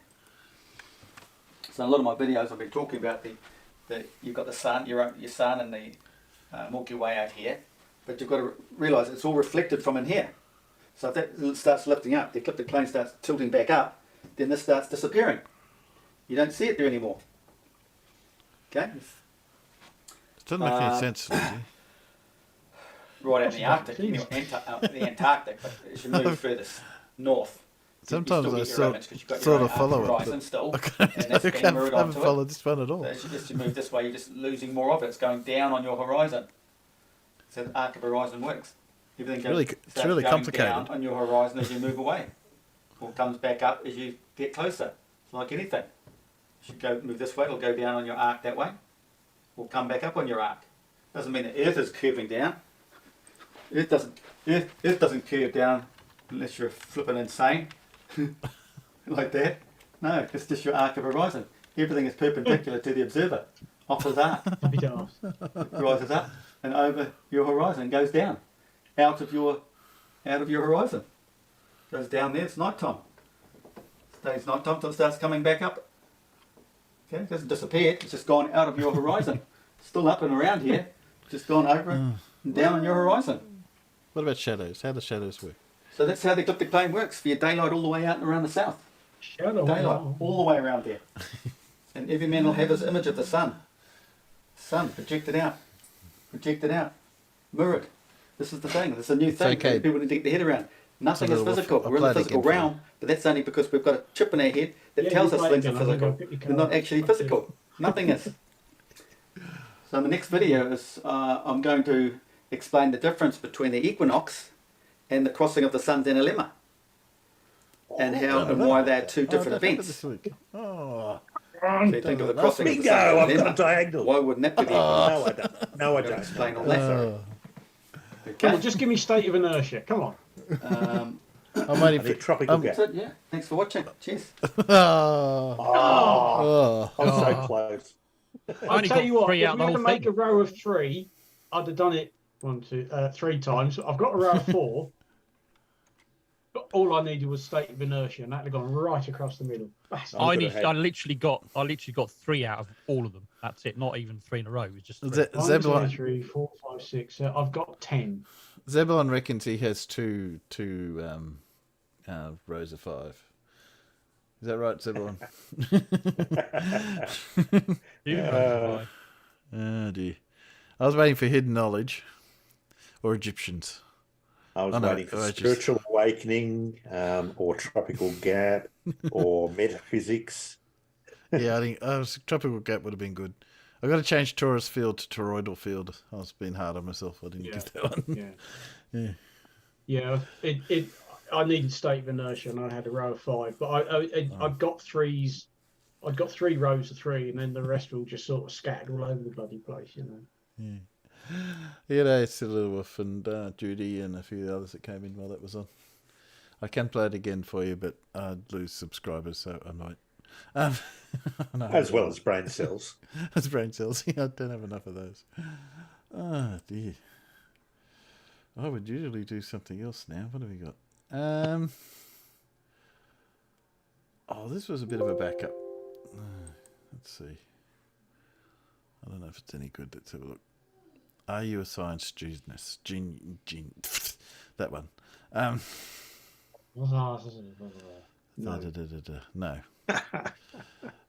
Answer is, which element forms a normal liquid at room temperature? Well, I think we know that one. We know that one, don't we? Okay, yes. Yes. We got that one. Okay, how do mushrooms propagate? With spores. Spores. Yeah. With spores. Spores. I grow mushrooms from time to time. I like growing. What does a DNA molecule look like? A cloverleaf, a cross, a figure 8, or a twisted ladder? Twisted ladder. Twisted ladder. Yeah. The double helix. Okay. What is the study of insects called? Etymology? Entomology. Petromology? Entomology. I can barely read them. The resolutions. Yeah, same here. I don't know what you've done, Timbo, but it's hard. Can't hardly see it. You guys getting really poor of the quality of my video, is it? Out there. Yeah. Don't know what it's like on the tubes, but it's just have a look on YouTube for It's fine on YouTube. It's better on YouTube. In here it sucks. I just find if you put it on full screen, it's a lot better. You can read it. You put it on full screen. I found. Okay. Well, yeah. I'm just The study of insects theology. Yeah. Oh, sorry, we said entomology. We got that one. Okay. Entomology. Yeah, it is. Yeah. What's this one? Question. Well, that's. What is the question? What's the question? Oh, it's in white. Hang on, scroll down. It's in white. Okay. What percentage of the Earth's surface is covered? 71. 71. 71. 71. Oh, these are easy. Another one that flat earthers get. Oh, they reckon the planet's 70% water. No, just the surface, you dickhead. Okay. Oh, look, all the questions now turned to white. That's useful. Yeah. Don't know what that was about. Oh, I didn't like it when I. So it goes you zoom in. Yeah. At what point is in Earth's history were dinosaurs and humans both alive at the same time? Never. They only missed each other by about 60 million Well, I years. mean, you could argue that dinosaurs still exist in some respects, I guess. If we call them birds. Birds or crocodiles. Crocodiles, arguably, maybe. Yeah. Not quite the same. No. In which ingredient is not necessary for the combustion for oxygen, fuel, heat source? All three are necessary. Actually, there's no correct answer to that one because it says which ingredient is not necessary for combustion. Necessary. So technically answering that, which is obviously the answer, but yes. Okay, ingredient D. Yeah. Yes. What kind of scientific tool for forecasting the weather? Doppler radar, dowsing. Yeah, guessing. distant or divination. I think divination. That's where we go with that. Dowsing or divination. Let me check the bottom of my teacup. Is it going to rain? Okay, so we go with Doppler radar, do you think? Doppler radar. Yeah, Doppler radar's a pretty good one. Okay. Iodine is used to test the presence of what substance in potatoes? Sugar, glucose, protein, starch. Yeah. Starch. Sorry, Peanuts, I'm running through these really quick because we want to see if the panel is a scientific geniuses. What scientific phenomenon explains the appearance of the colours of a rainbow? Reflection, radiation, induction, or refraction? Well, it's two correct answers. You have to have both reflection and refraction. And refraction. Technically, yeah. So I was thinking that. I was thinking, what do you reckon? More than likely, it's going to be refraction. I think they're going to go with refraction, don't you? I'd say refraction. Yeah. But if the light wasn't reflecting in the first place, you wouldn't get it. Internal reflection, it would be, Yeah.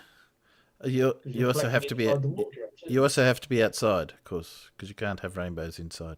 By the way. That's not the question, though, is it? Cue the hose pipe in the garage trick. Do you need to be outside? Yes or no? Okay, what scientist was the first person to observe the moon orbiting the planet besides our own? Was it Taco Bell? Taco Bell. William Bell. Gilbert. Galileo. Taco Bell. Come on. Taco Bell. Okay, what have we got? Is Galileo?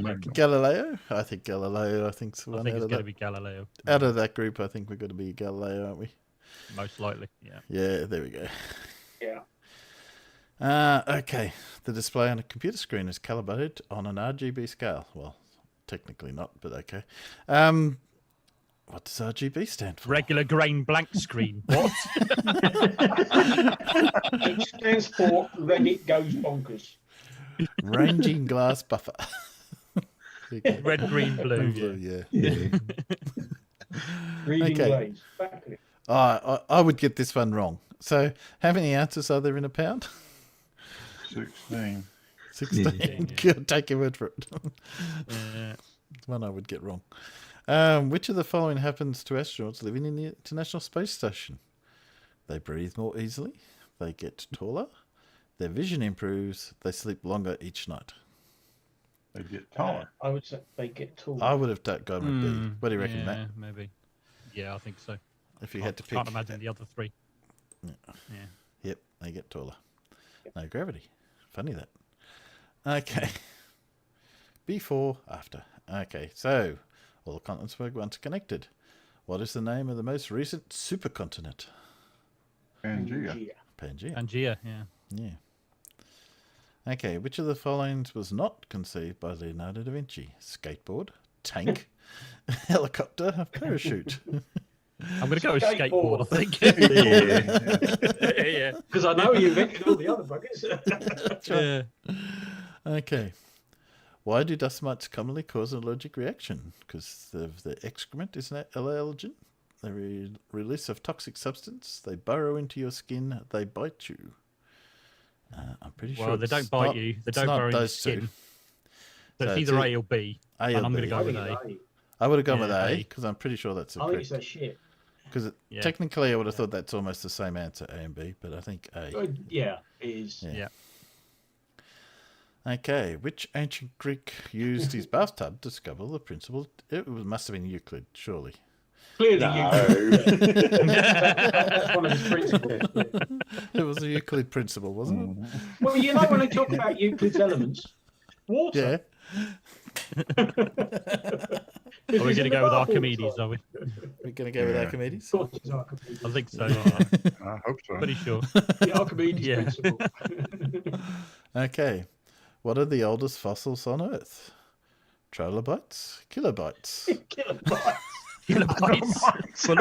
Velociraptors. Velociraptors or microorganisms? It's going to be the microorganisms, isn't it? Yeah. Yes, I'm pretty sure it is. Yeah. Yes. Ooh, I got a spiral. In your time machine, took off to Icon. If your time machine. That one. What would you likely see? Primitive plants, but lots of sea life. Cave people hunting woolly mammoths, toxic air, or T-Rex in the Okay, anyone know the answer to this one? Stomping around. I've got a sneaking suspicion it's D. Toxic air. Yeah, beginning of life on Earth. That could be my guess, because I think the Archaeon is way back when, going way back. Yeah, right back because early Earth. Because I'm pretty much ruling out B and C because it was well before those. Primitive plants, toxic air. Yeah, exactly. It's either going to be A or D, and it's more likely D, I think. Okay, yeah, I'll go for D. We go with D. Yeah, there you go. There we go. Okay, who watches Time is the study of. He watches study team. Okay. See if I can get this right. Dendrology is the study of which of the following? Growth of rodents' teeth, lifespan of dentures, tree rings, or dinosaur teeth. This is when Tony Robinson gets very excited about a bit of wood and said, "We'll get our dendrochronologist in to look at it. And it's trees, it's wood, tree rings, trees." There we go. Question 22. What element is the first square of the periodic table? Is in the first square of the periodic table? It's definitely not barium. What is number one? That's not oxygen. It's number one. Yeah. What is number one? It's hydrogen. Hydrogen. Definitely wasn't the other. Okay.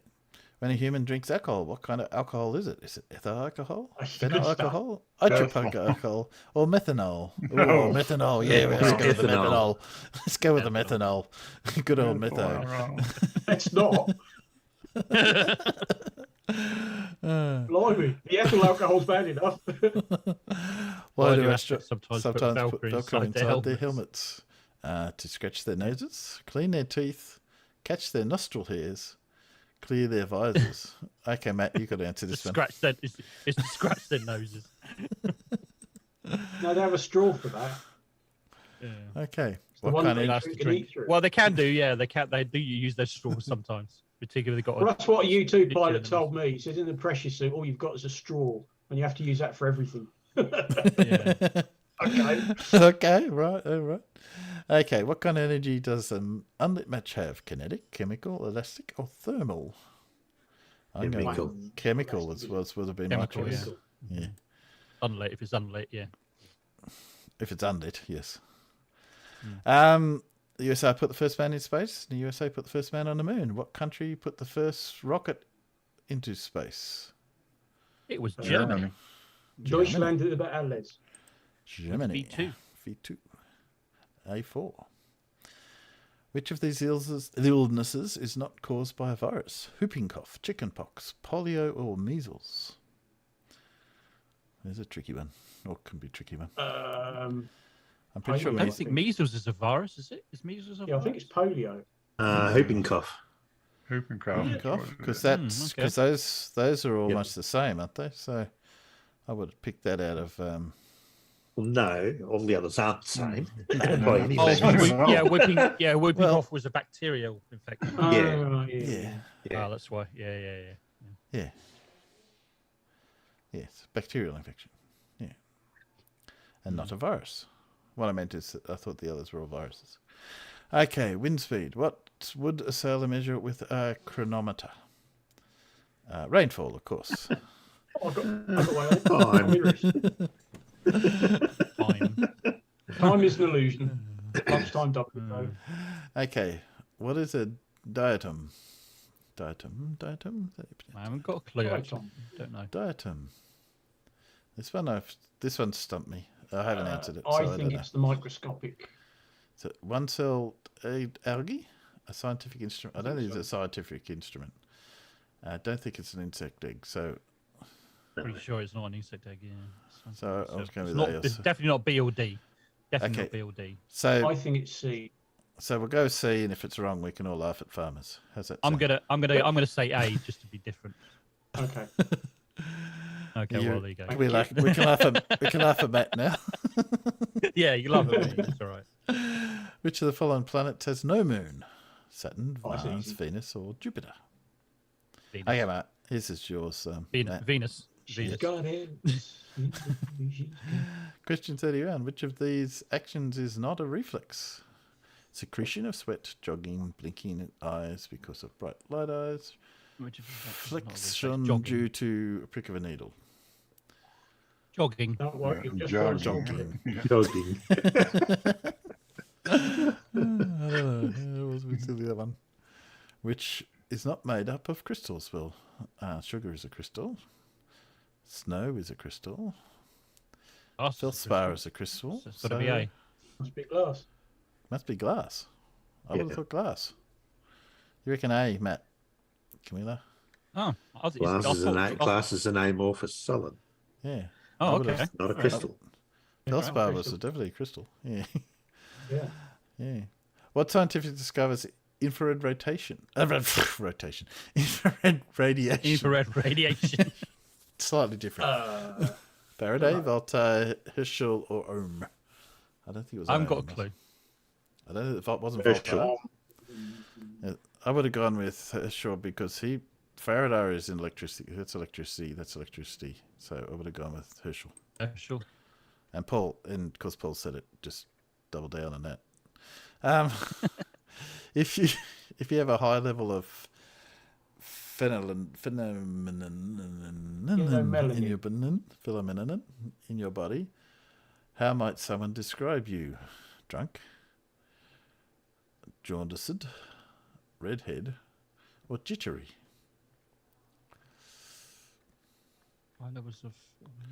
Well, if that's what you can do with redheads, I don't think. Definitely not redhead or drunk. So I'm pretty sure it's not jittery. So yeah, jaundice. I'd say jaundice. Jaundice. I'd go with jaundice. Let's see. Redhead. Oh, I thought that's quarantine or something. I thought that was. Redhead apparently. Well, there we go. Okay. Got one wrong. If someone studies ichthyology, what would you expect to see on the wall? A big fossil of an ichthyosaur. Or if you haven't got room, make do with a fish. Fish. Yeah. A fish. Okay. Yeah. Go with fish. Okay. I'm pretty sure fish. Whose scientific principle explains the lift of an airplane wing? Euler, Lambert, Gauss. That's Blue Marble Science, isn't it? Why isn't Blue Marble Science on there? Yeah, why are you not up here? What did you say, Blue? Bernoulli. Bernoulli. Bernoulli. There we go. Yeah. Oh, that's really a bad answer, but okay, whatever. No, you got it right. Yeah, Bernoulli, Daniel Bernoulli. No, it's the wrong answer. It's Blue Marble Science. It's the right answer, but, for what they gave. But. That's his. Renewance principle. It's a bad explanation of why an airplane won't It do is, isn't it? Yeah. It is, but Out of that choice Really out of the choices you had. Okay, which is not a group of organic compounds? Alkenes, got a clue. alkenes, alkanes, or alkynes? or Al Qaeda. Alcones. Alkones. This Yeah. one, A says Paul, and correct, of course. Which of these is not a prime number? 2, 17, definitely is. 53, 53. 170A? I'll only do that, but is 53 is a prime number? I can't think of something else. It's 53. Well, by method of elimination, it has to be 117. Well, that was, I couldn't think of anything for 53, so yeah. There we go. Who is the following discovered the effect of nitrous oxide, also known as laughing gas? Some very happy What a man. waste. You don't breathe it, you put it in your engine. Come on. Oh, there's a good one for The you. giggle gas. I don't think it was Leonardo.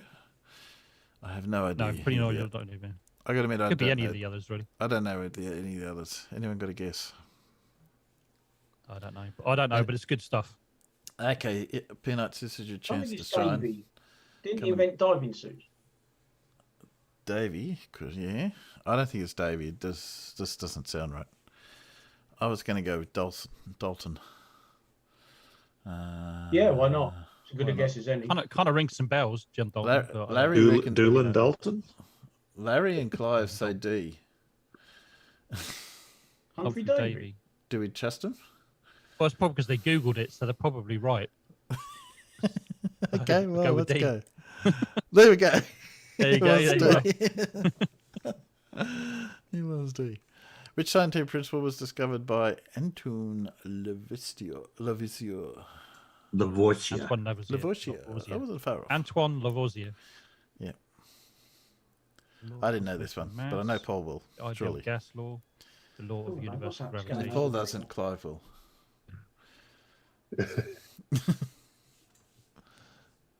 Come on, Clive. Who is it?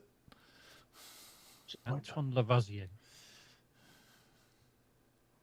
Never heard of him. Name rings a bell, but I can't remember what he's associated with. I'm going Doesn't for ring a conservation of mass.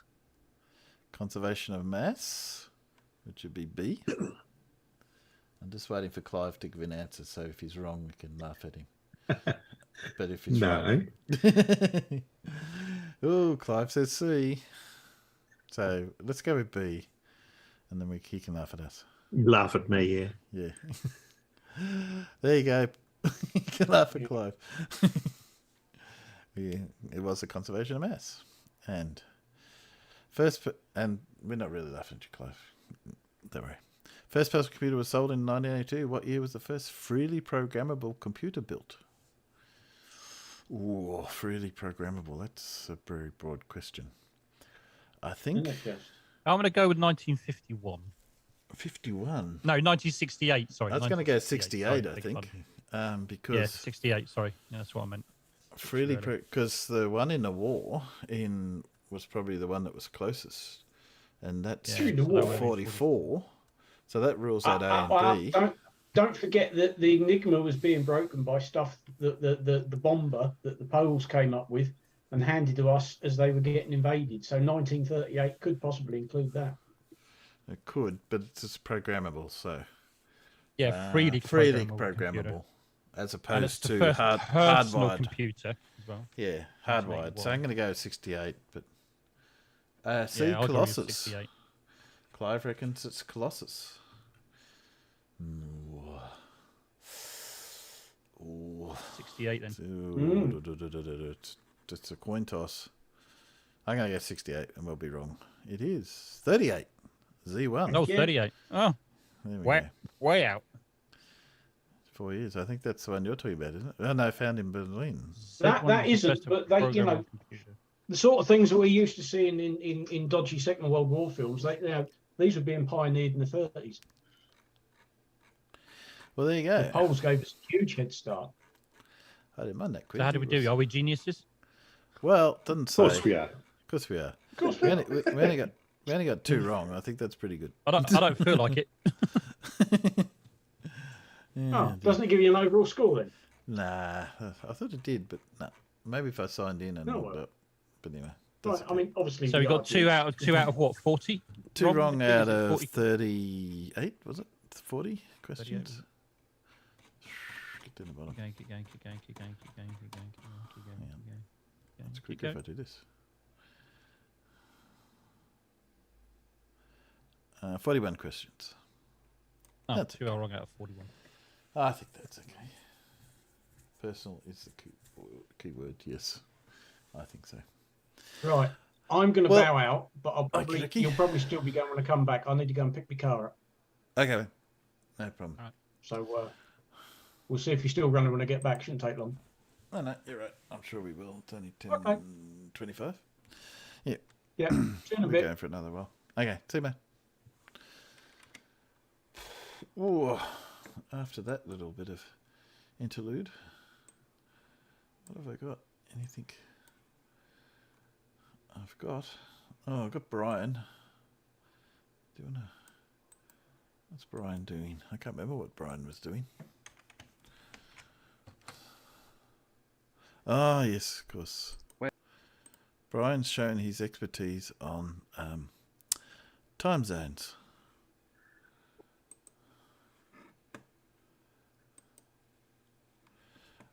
I was going to say, who's going to lay a bet that he misunderstands time zones, but that's a bit like a foregone conclusion. Okay, this is going to be hopefully a short video. I always say that. That's what you say always. I'm just going to point out some stuff here. I made a video, my last video. It was pointing out how there was only 2 time zones in Australia, and how there was more than 2 across the United States. Yet Australia and the United States, at its 2 widest points, there's only 300 or just over 300 miles of a difference in width. So I'm going to show something here. Right, so I'm going to go into time zones. Okay, the continental United States is divided into 4 time zones: Eastern, Central, Mountain, and Pacific. That's 4 they're claiming for the United States. Okay, so here we are. Right, there's Eastern, Central, Mountain, and Pacific. Right, now I'm ignoring Hawaii and Alaska for the moment because I'm just working on the mainland here. No offense to people there. And in Australia, they say there's 3: the Australian Eastern Standard Time, the Australian Central Standard Time, and the Australian Western Standard Time. Right, and they are here, so you can see 1, 2, 3. This is not correct, right? There isn't 4 time zones across the United States, and there isn't 3 time zones across Australia. Okay. It's got it in front of him. He's going to deny it. I'll show you what I mean. So if we just go to the polar, so this is now, ignore the latitude positions on this because there isn't the latitude positions. But this polar coordinates diagram does have 24 segments of longitude, right, on it. So from here to here is 12. From here back up to here is 12. So you have 24 portions of longitude. Now each portion of longitude is 15 degrees of sun movement. That's what it is, solar movement. So that's where the longitude lines come from. That's where they're derived from. Even though the whole latitude and longitude grid is started and derived from Polaris, the longitude lines, the latitudes are based off of Polaris, the longitudes are based off the sun, right? So that's how it works. And it works best, the only way it actually works is when it's flat, right? Because it's a flat grid, right? Derived from flat elevation angles to Polaris. That's where it all comes from. I pointed this out to someone the other day, who flat earther. What if this was the case? Why are the longitude lines the shorter ones and the latitude lines the longer ones? Why do you think they were called longitude lines? Certainly. But if you want to, so yes, they're not called longitude lines because it was a flat Earth. Because the longitude on globe. Reference the longitude lines, then you're referencing 24 hours. That's what the whole point of it is. Now I know there's 360 around, right, in azimuth. I know that, but the main longitude lines, the main portions are 24, because it's all based on the sun. 24 hours. A 24-hour day is calculated between one solar noon and the next. That's exactly 24 hours. That 24 hours is derived from those series of moments. Those series of moments between both solar noons in the same location, right? So all those 24 hours, all those minutes and seconds, they're all the whole point of all them is to divide out that 24 hours, or those series of moments from one solar noon to the next. That's the whole point of it. That's where clocks come from. Everything. It's all based on that, right? So our time, what we call time, is just a calculation based off of solar movement, right? And each of the main longitude lines address solar movement. So from here to here is 1 hour. Here to here is 2 hours. Here is 3 hours, 4 hours, 5 hours, etc. Right? So let me show you something, right? So I'm going to use Charleston, South Carolina, right, which is over on the east coast of the United States, and it's 1845, right? Now this is earlier, I put this together, so it might not be exactly 1845 now, if you want, but it doesn't matter. It's all the same for the video. So it's 1845 in Charleston, South Carolina, right? In Long Beach, it's 1545. That's 3 hours, right? So the distance between the two locations is 2,200 miles, right? So that's 3 hours, and the distance is 2,200 miles. So the time in Sydney is 8:45 a.m. and the time in Perth is 6:45 a.m. Right? That's 2 hours, right? And the distance is 2,049 miles. These are the airline distances between the two. I use the same website, whatever. Like there might be some differences. Some of them will give more than 2,049. Yeah, but that's airline miles. I mean, what's that got to do with what? Yeah. No. Why is he using an airline miles to just discover the distances between 2 points? What? Cause. Why wouldn't you? That's okay. I'm just trying to err as much on the side of trying to keep it as little as possible, right? That way I have the least amount of advantage in the video. Not that I need it, because I'm going to show exactly what's going on. Just use Google Earth, but anyway. Between Charleston and Long Beach, there's 3 hours difference of time, right? That's solar time, 3 hours. Between Sydney and Perth, there was 2 hours.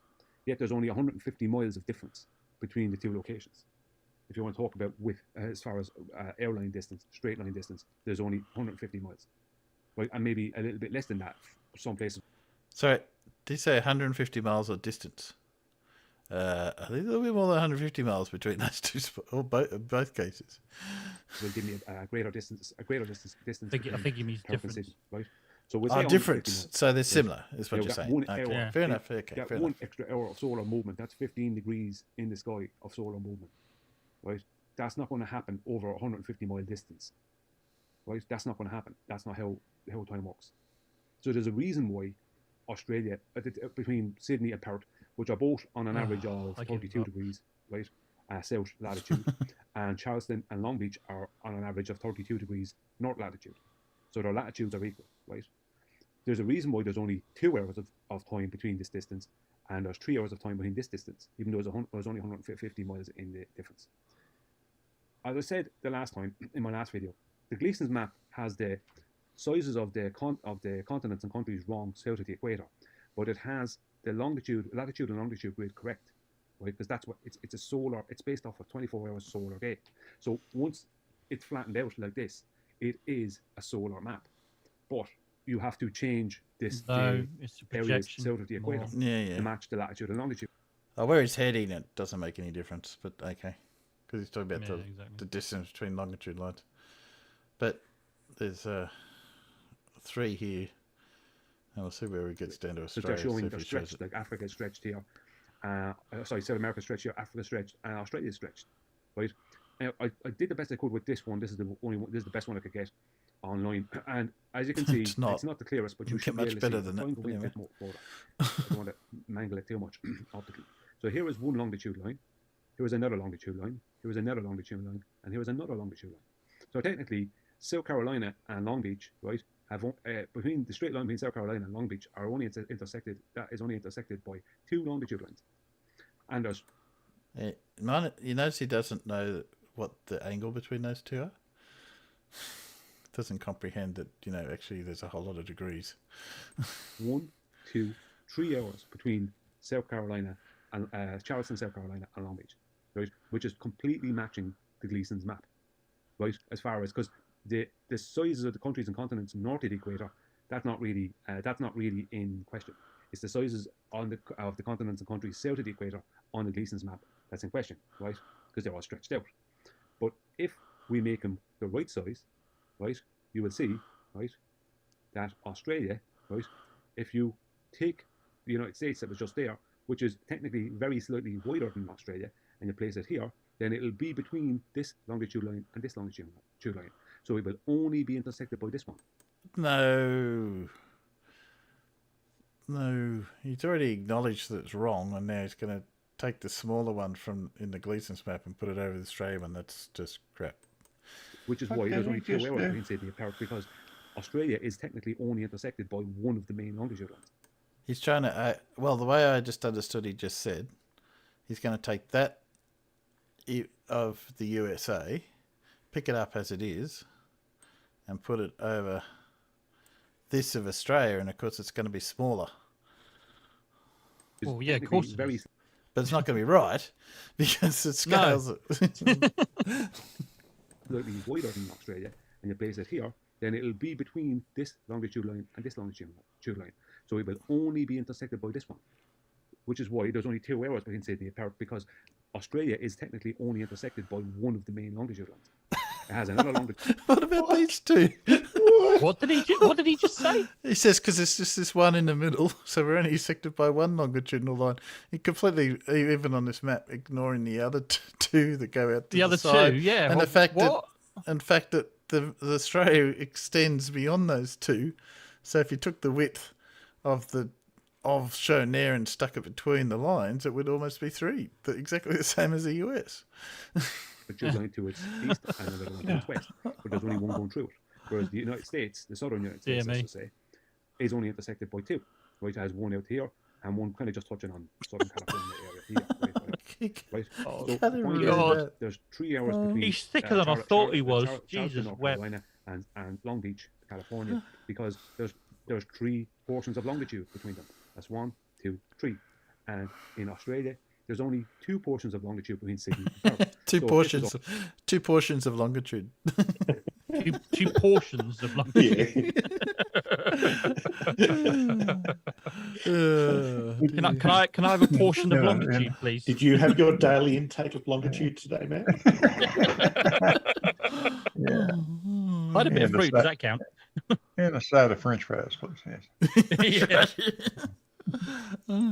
Unstretched, right, and put to its correct size, then it would be just 1, 2. That's it. Because it's if you de-stretch this, Brian, it's the same. It's just smaller, and they still hang out over the edge. All you're going to have in Central Australia is 9 o'clock. If it's 10 o'clock in Sydney, it'll be 9 o'clock in Central Australia and 8 o'clock in Perth. That's what it's going to be.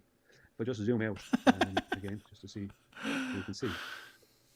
Now, here is, right, there is the United States. And Australia is almost, at the 2 widest points, the United States is slightly wider because you have this portion up here. But what I can't get, he knows that America is slightly wider in distance, yet he's still trying to have some sort of concept that, somehow it's, I don't get it. He just can't transfer it. It's just, I don't know. I mean, he's going through a whole rigmarole of stuff and proving absolutely nothing. Nothing. Not yet, anyway, because he's trying Not a thing. Because first of all, time zones are completely local, and the people make up their own mind what time zone they want to be. I mean, yeah, but we know where this is going, right?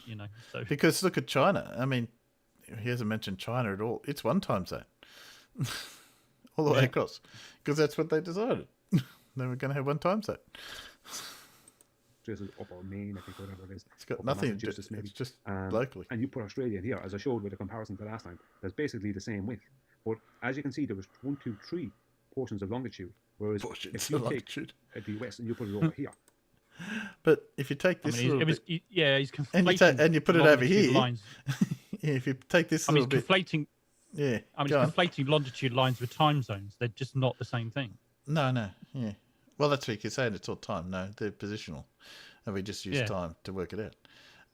If you take this bit of Australia and stick it over and the other bit over here, then you can see actually we're almost close to 3, which is what you'd expect. But anyway, that's just... It will only be able to be intersected by 1. If you take that US there, if we do, I don't have the software to do it. Take that portion there with Photoshop, put it over here. that whole statement, only be intersected by one longitude. It's like,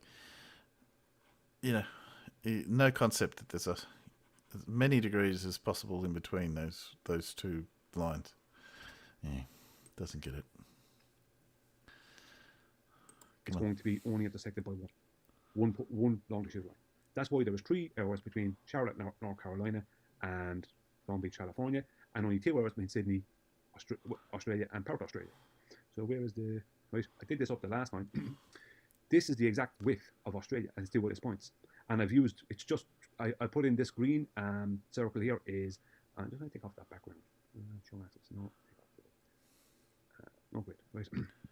The green circle giving us portion of greens. 34 degree parallel south, right?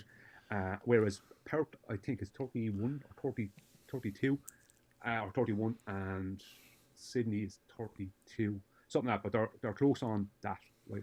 They're close on the 33rd degree parallel south, 32 degree, let's just say.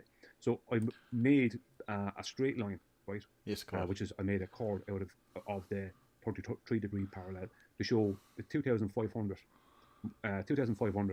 mile that width of Australia, which is what's being represented there. And I've made the portions, these two portions are exactly the correct. They're just about 3,449 miles. Like, so if you use the latitude and longitude grid correctly, I don't know what it's trying to prove. The circumference here will be. Except that the map is wrong, but we already knew that. Right, but the point is that these two will make up 2 of 24 that goes right around it. I think it's 77,000 and whatever circumference. So 3,439 miles will be one portion of longitude. So I'm showing exactly there why if you move Australia, this is the Australia here. We move this to the left or to the right by a bit, it still won't end up over here or over here. It'll always be intersected by only the one longitude. So even if it's slightly this way or slightly that way, it doesn't matter. It's still only, and I don't think it is. I think this is exactly where it is. I think there's a longitude line runs just basically straight through the centre of it, and that's why I think. Just go back to the Gleason's map, and that's why I think Gleason has this line run through there, because technically, right? Because with all the other countries north of the on his map, everything that stretches south of the equator, it all has to match north of the equator. So he can't have things stretched up here and down there. So this line here has to match over there, and I reckon this is exactly straight through the centre of Australia. Brian. So that would have to come in here. That would have to come in here to match about the size of the United States here, and Australia would be about this size. Right, I just want to get. Mate. I don't want that. I want this. And I want. You mean you've just discovered what everyone else knew about this map forever? So make it this size. Make it about the right size. So I know it's not exactly perfect, but it'll do for the map, right? So that's the point. Over here, it's not really great. I can't tone it up or down. But the point is that would be about the size of Australia in reality. Yes. Over there. Correct. Obviously, it's not going to be off at that angle, but that'll be about the size of Australia. So you can see that it's not going to be. Right, you can see it's not going to be out over here and over there. Yeah, I reckon this longitude line is cutting. Where it cuts through Australia here is exactly where it's cutting through. It's just it's stretched from. So the question is, Brian, you know that the longitudes of Sydney and Perth are what you stated, right? You've now worked out that the map shows it had been much smaller than that. So which is wrong? The longitudes or the size of the map? Because it can't be both. So if your size is now claiming is correct, that means the way the longitude lines are drawn is also incorrect. So it means that if they're a straight line, this map can't be correct, can it, Brian?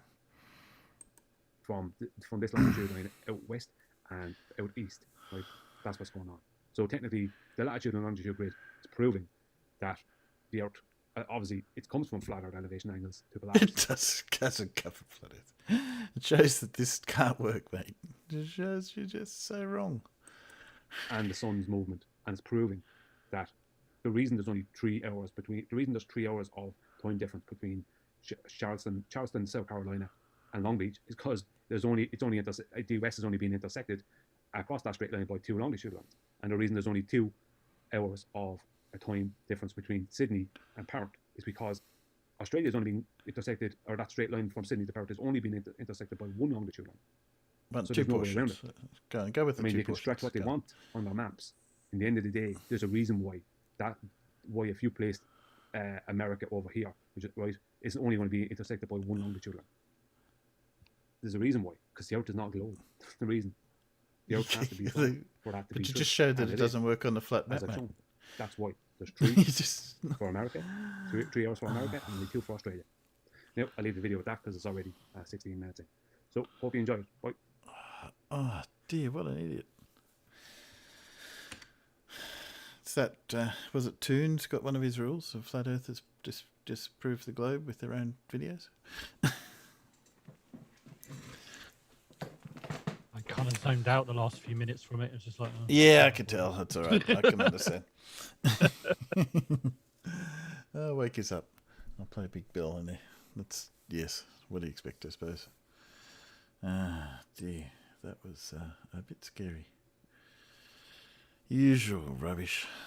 I get really annoyed at that because it's been a draftsman. It just irritates me to see that sort of misunderstanding of maps and plans and things.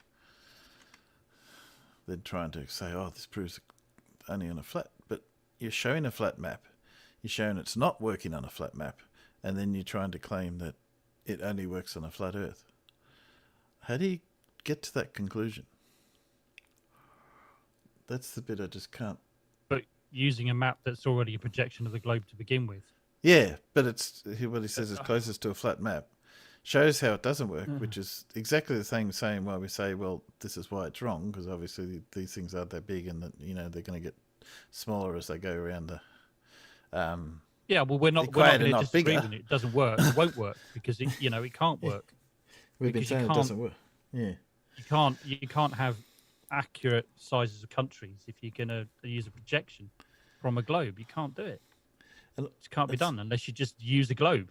And you can't comprehend that it's not time zones, they're lines of longitude. They're indicating the space and where they are.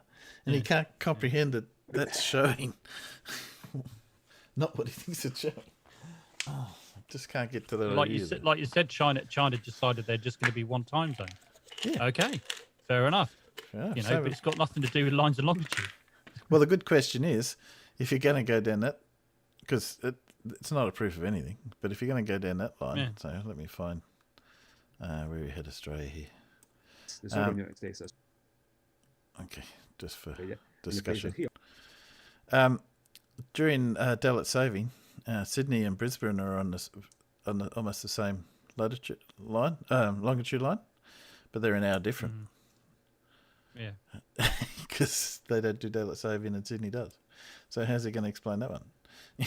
And I know the same thing happens in the state. It's a local decision. So just drop the time zones and talk about longitude and latitude and distances between them. Time zones has got absolutely irrelevant to the discussion. Yeah.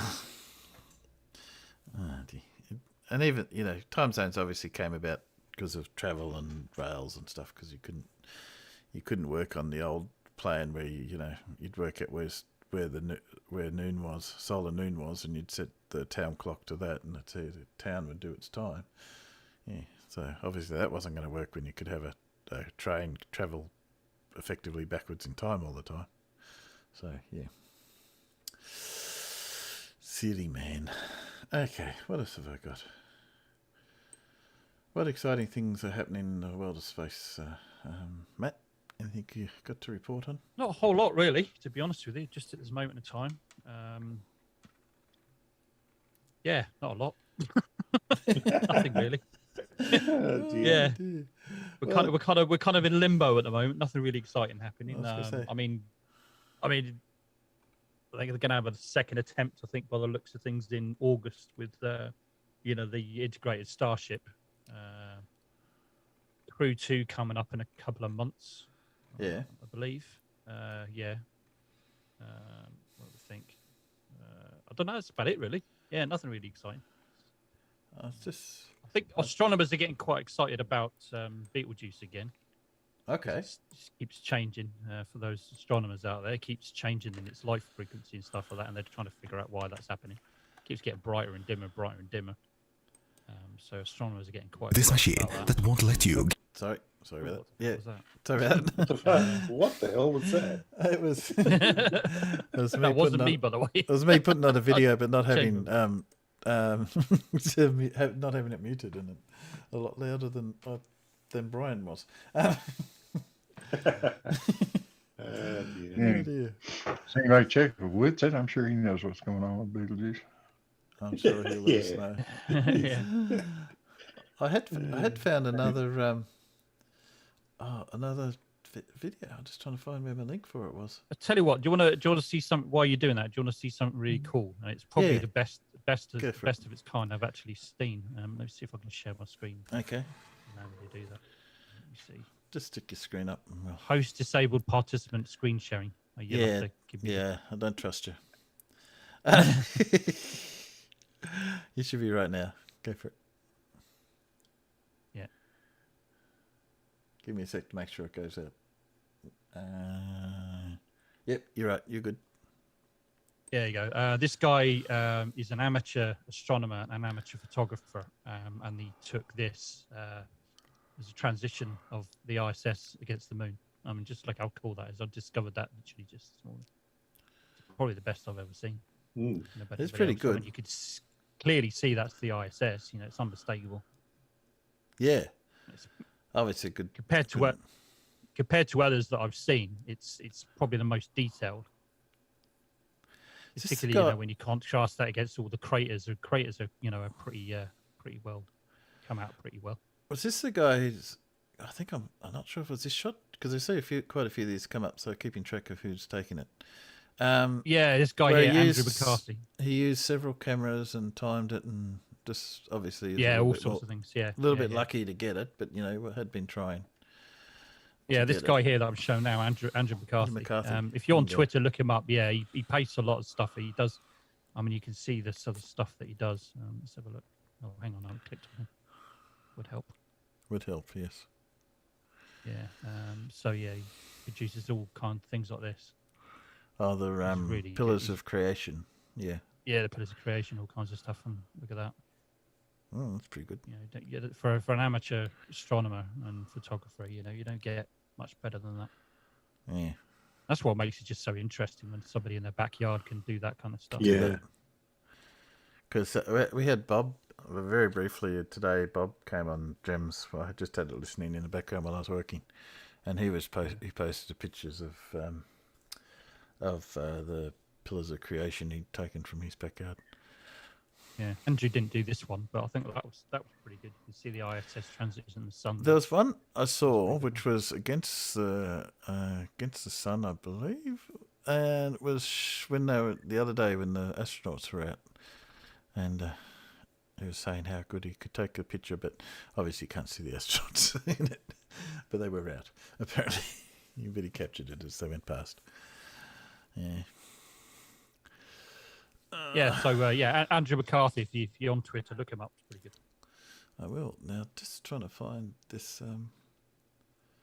this video. I thought I'd copied it in, but I don't think I have. That's annoying. Give me 2 seconds. Chat amongst yourselves for a second. What are you up to, Blue? You got another stream coming up? Yeah, I don't have anything scheduled right now. No, I thought you might have had a good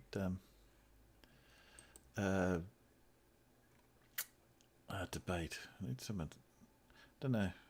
Will we bother debating Bev again? Well, he probably has, Timbo, but he's just keeping it secret so Rumpus doesn't find out.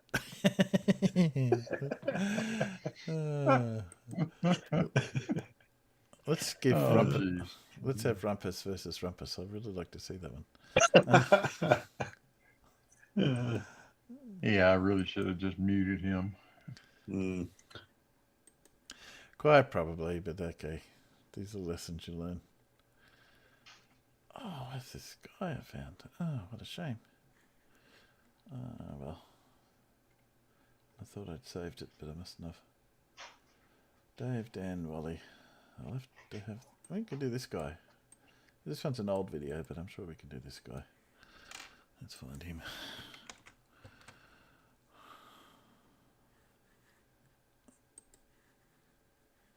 Sorry about that. I had to mute for a little while there.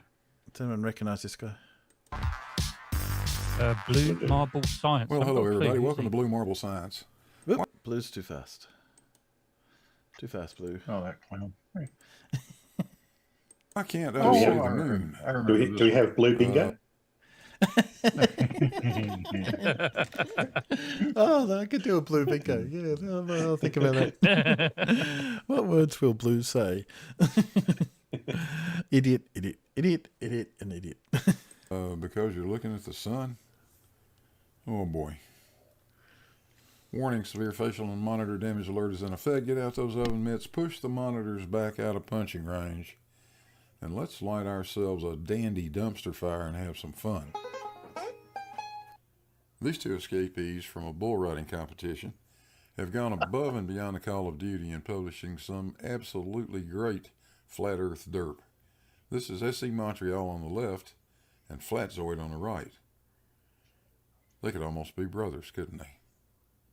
Well, anyway, the other day, SC Montreal attempted to make a video of the new moon using his P900 Nikon with a solar filter on it. Oh boy. And Flatzoid decided to mirror that video. Now, I think these two boys are just looking for some attention. What say we give it to them? Well, here we are, ladies and gentlemen. Exciting times. It's 9:48, Sunday, August the 8th, and the new moon is 2 minutes away. How exciting is this? Oh, this one, yeah. I'm not sure why I went quiet, but it does go quiet for a bit. I remember this one. Yeah, I remember it too, yeah. Yeah. Oh, God. Okay, so we're in Montreal. I think the sound picks up again in a sec. No shadow in the sun.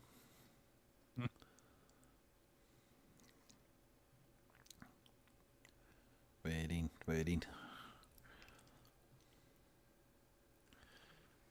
I'm not sure why we don't have sound, but we do have sound shortly.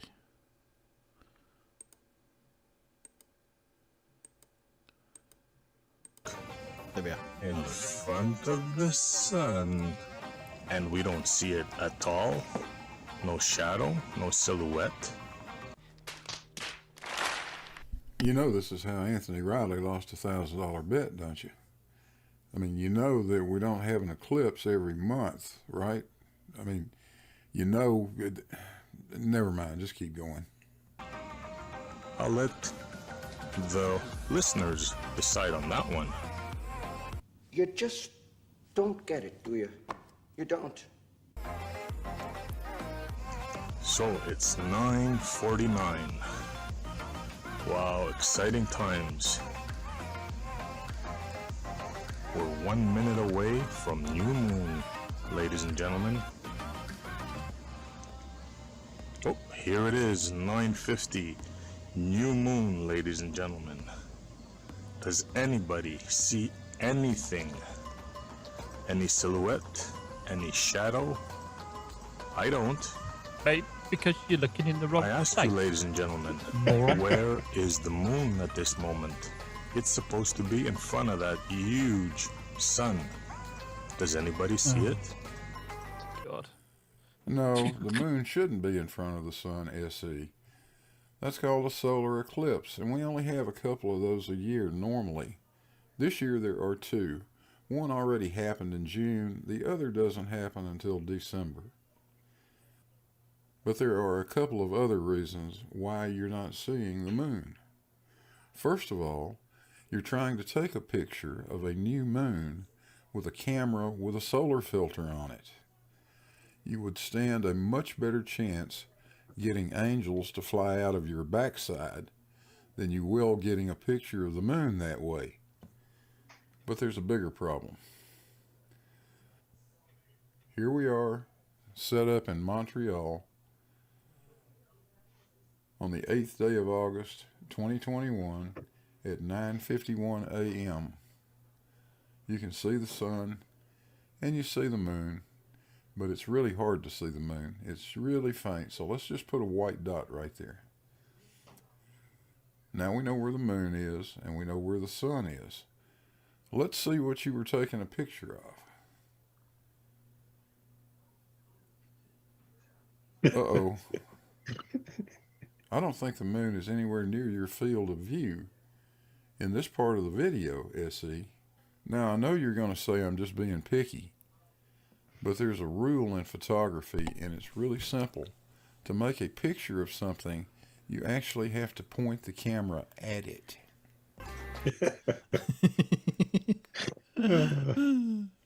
Oh dear.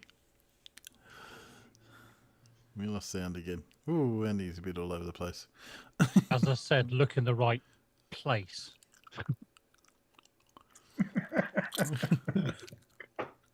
I think he's showing examples again, of please? silhouettes. Houston, we have a problem. Yeah. You see the problem, Globe Believers? Actually, yeah. Yeah, Not you're the one, problem. Yeah, you are the problem. It's now. Dear.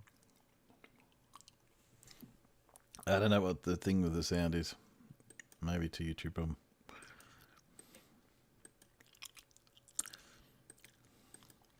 Now 9:52, ladies and gentlemen. The moon is supposed to be directly in front of this beautiful sun of ours. Does anybody see it? No, it's not.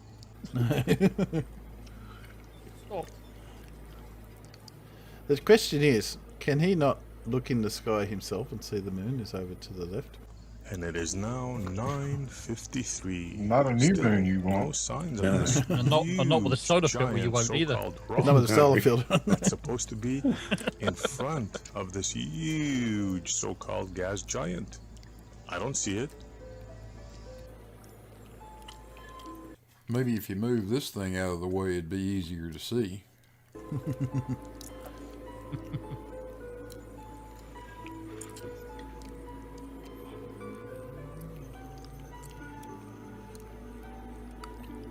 So, at this time, I'm prepared to say your explanation of the new moon is completely bogus.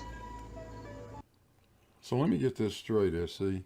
You've managed to prove to yourself that the moon is not a real object by assuming the moon was supposed to be between the Earth and the Sun when it wasn't. And then by using a P900 video camera with a solar filter on it to take a picture of the sun, and the frame size was not even large enough to include the part of the sky the moon would be in. Does that pretty well sum it up? Do you see the problem, SC? Yep. Now, just to be fair, later in your video, you did actually come back in the afternoon and zoom far enough out that the moon would have been in the same frame as the sun. But again, the problem is you've got a camera with a solar filter on it, and you have the moon and the sun in the same frame. The sun has 1 million times more illuminance than a full moon, and 30 or 40 million times the illuminance of a moon that is only being lit by earthshine. Seeing a new moon is an extremely difficult thing to do, and you certainly can't do it with the equipment you have doing it the way you're trying to do it, SE. So I'll tell you what, I think it's about time for you guys to hit the road, and while you're at it, take this fellow with you. Hey, thanks for watching. Hope you guys enjoyed it. Don't forget to hit the buttons down there. Shout out to the patrons and PayPals, and I'll see you guys on the next one.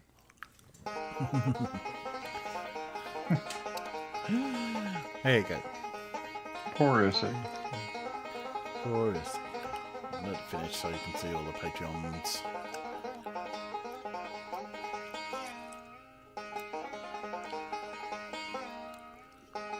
Yeah, he got a lot of stick for that at the time. Not as much stick as Riley got for doing stars through a solar filter. Oh yeah. Oh dear. And that bet he did where we're supposed to get an eclipse every month as well. That was never paid that bet either, did he? Well, we do. Just some of them happen out in space. Exactly. Oh, dear. Sad little man. Well, it's time for my quiz. I think it's about 11 o'clock. Let's see what we can do. I'm just about run out of trivia questions, so I'm going to have to think of something next time. A little bit different. I'll come up with something or other. So, while I've still got some questions, we'll see what we've got. You're going to wonder what that is. I'm going to tell you what that is later. And good thing that didn't go out. Let's just get this back at the start. Okay, transition to... There we go. Trivia quiz. I think the other one was better than this, but let's do this one anyway. In the game of netball, how many players are on each allowed on each team? Are allowed on each team to score. So how many players on the field can score? A real quiz. Yes, real quiz, Little Wolf. I'm going to take a guess at 3. 3. Any advantage? My daughter's not here to ask. My daughter plays netball, but she's not here to ask. Does your missus say she'll know? Yeah, she would. Yeah, and she'd tell you you're wrong. Dave's got it right out there. Clive's got it right. It's 2. Oh, 2. 2. Only 2. The 2 forwards. In which sport was Desmond Douglas Britain's leading competitor? Oh, that rings a bell. Desmond Douglas. I'm going to have to Google him. One says, no, we've already done that one. Back to Dunkin' Donut. Dunkin' Donuts. Dunkin' Donuts. You eating donuts? Yeah. Tea drinker. Could drink the most, swill most of the tea. I have your answers out into the peanuts. So it is table tennis. There you go. In decathlon, what is the first event? The one before the second event? It is. It's the one before the 9 to come. What do they do first? It's not table. Yes. Table tennis. Curling. No, the first event is not curling in decathlon. In decathlon, it's the long jump. I think it's 100 meters. Well, is the first event. It is. Oh, it okay. Is. It's 100 meters. It's the sprint. It's the first one. I sort of just looked it up. Long jump is second. Sorry. Yes, it is. Yes. I was close. Yes. Which sport event was BBC's first ever colour transmission in 1967? What happened in FA Cup final or something? What happened in 1967? Yes, Clive, that is correct. 100 metre sprint. All right. No, that's not the answer to this question. I was just checking the clock. It's just what event. Any ideas? No. Watch a lot of spurt. I'm going to say football, like a FA Cup final or something like that. I was gonna take that down a path. It's a little worse, but I don't think I will. I suspect you're saying you watch a lot of sport. Not really. No, looking at the comments, a little wolf watches a lot of spurt. And I was thinking I could take that down a path, which might get my channel banned. But I won't. It was Wimbledon was, of course, the first Wimbledon, okay. colour transmission. Okay. What is a perfect score in a game of 10-pin bowling?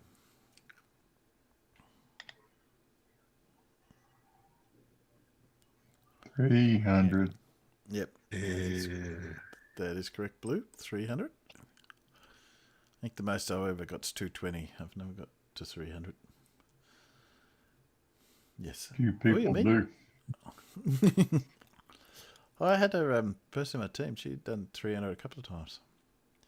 But yeah, I don't know. I've never got to 200. I don't think. I can remember 100 and something, maybe on a couple of occasions, and I thought I was good then. But Jesus.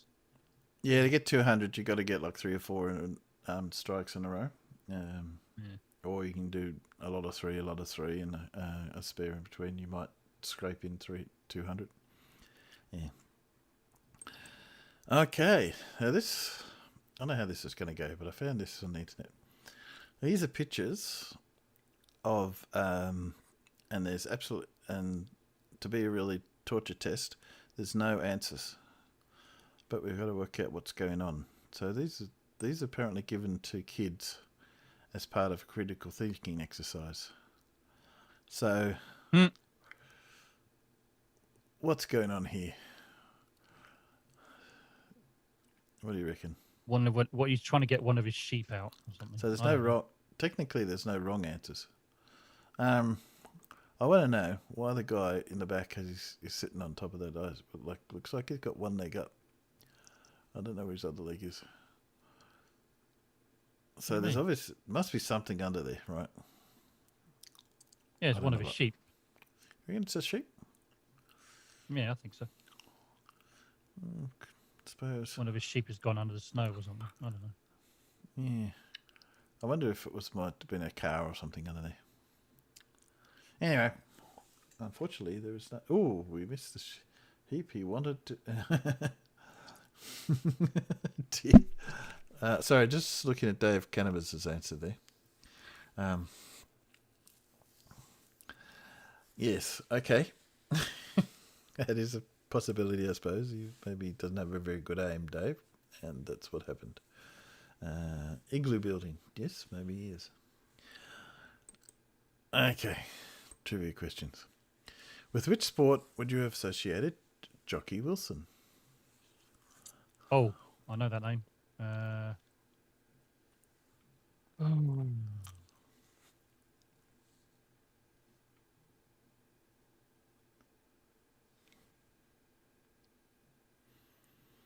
No idea? Well, I've got his sheep out, and I can almost picture his face. He's quite a big guy. I think it might be darts, but I'm not sure. Might be darts. That's because it starts. Might be there darts. You go. Oh, it is darts. There you go. There you go. Bingo. I just remember his face, Jockey Wilson. He's quite a big guy. And yeah, that's why I kind of picture darts. There we go. A lot of darts players are pretty big. With which did cricketer Masu Ali Kalpaliti frequently play with his hands?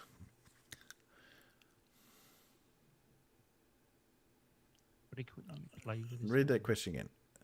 With what did cricketer Ali Khan frequently play within his hands?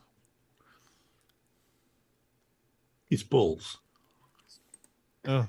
Your balls, that is. Oh, a glass. A glass, apparently. Yes, piano. No, I don't think it was piano. I would have given Paul's answer. Within his hands, though. I mean, like, plays piano within his hands, does it? Apparently, he kept taking out and playing with his glass eye. Okay. What 3-letter word is given to the name to replay a point in tennis?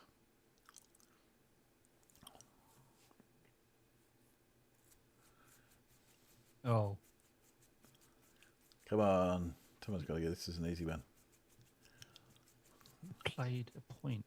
Is it second when service? Replay a point. When you have to replay the point. Replay a point. I don't know. Well, think of some tennis words. Larry's already got it out in the chat. Juice, advantage. Yeah. Oh, let. Oh, that's it. Yeah. Let. When it hits the net. That's a let. Okay. Which heavyweight boxer was known as the real deal? Oh. Yeah. I miss tennis. You miss tennis. I know that one too. That's sad. Who is the real deal?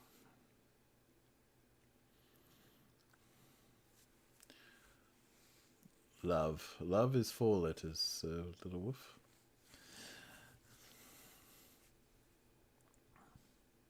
He's quite. I think it's somebody recent. I know that much.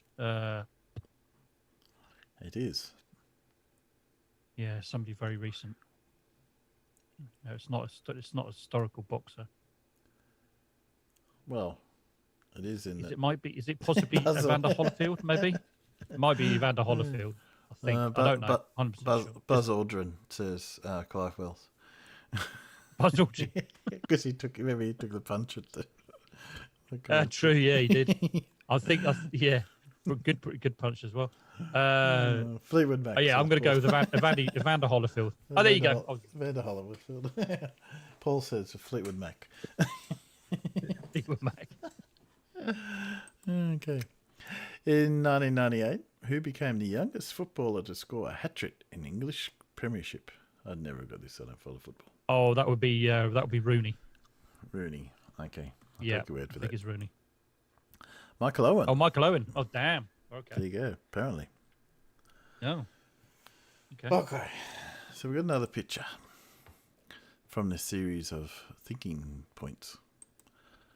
Okay. So what's going on here? He's fallen in the water. Is he? Or is he trying to hide from that police person? He could be. Yeah, he could be. Could he be a plumber trying to find where the could be trying to find where the leak is? Yeah. Because there's all that stuff over there, but it just has this look on his face as though he's a bit guilty. Yeah. Oh, what are you doing up there? I can imagine it'd be something not. The copper's like, "What are you doing down there?" Nothing. Nothing. No. They're stretching out a neutrally buoyant cable to try and find earth curvature. Yeah, of course. That's their pond for testing earth curvature in. So it's a sub-earther, sub-flat earther. Trying to get his moped started.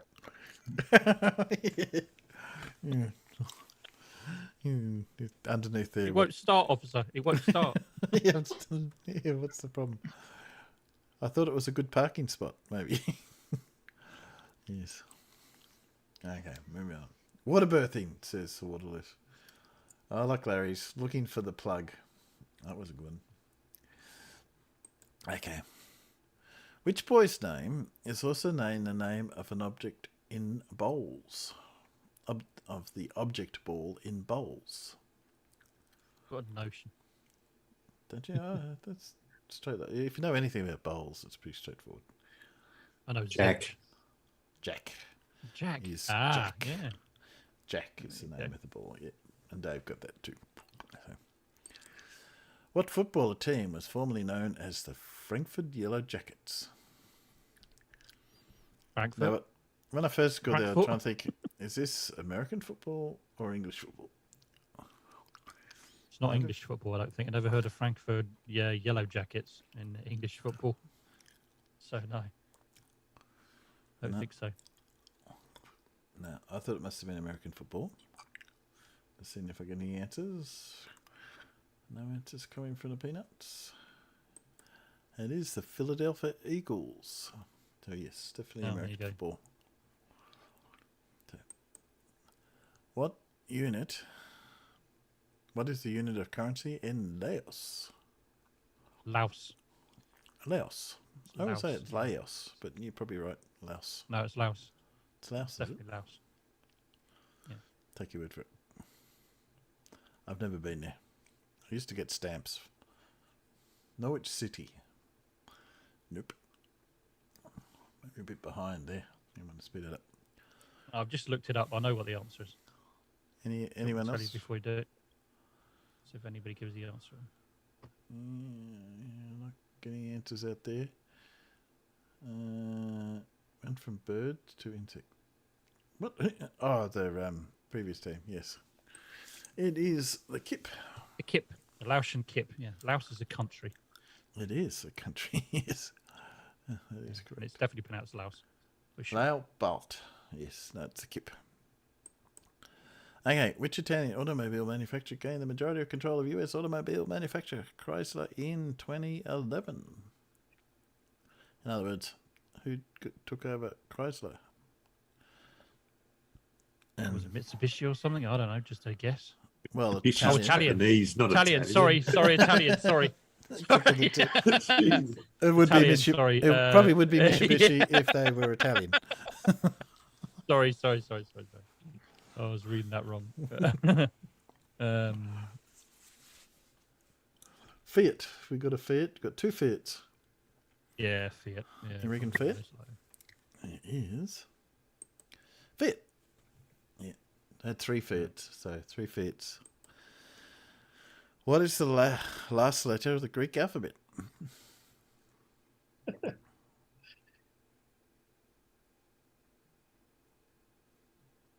I can't give the answer till someone else does. This was the last of my trivia questions, and I had to make up the rest. Omega.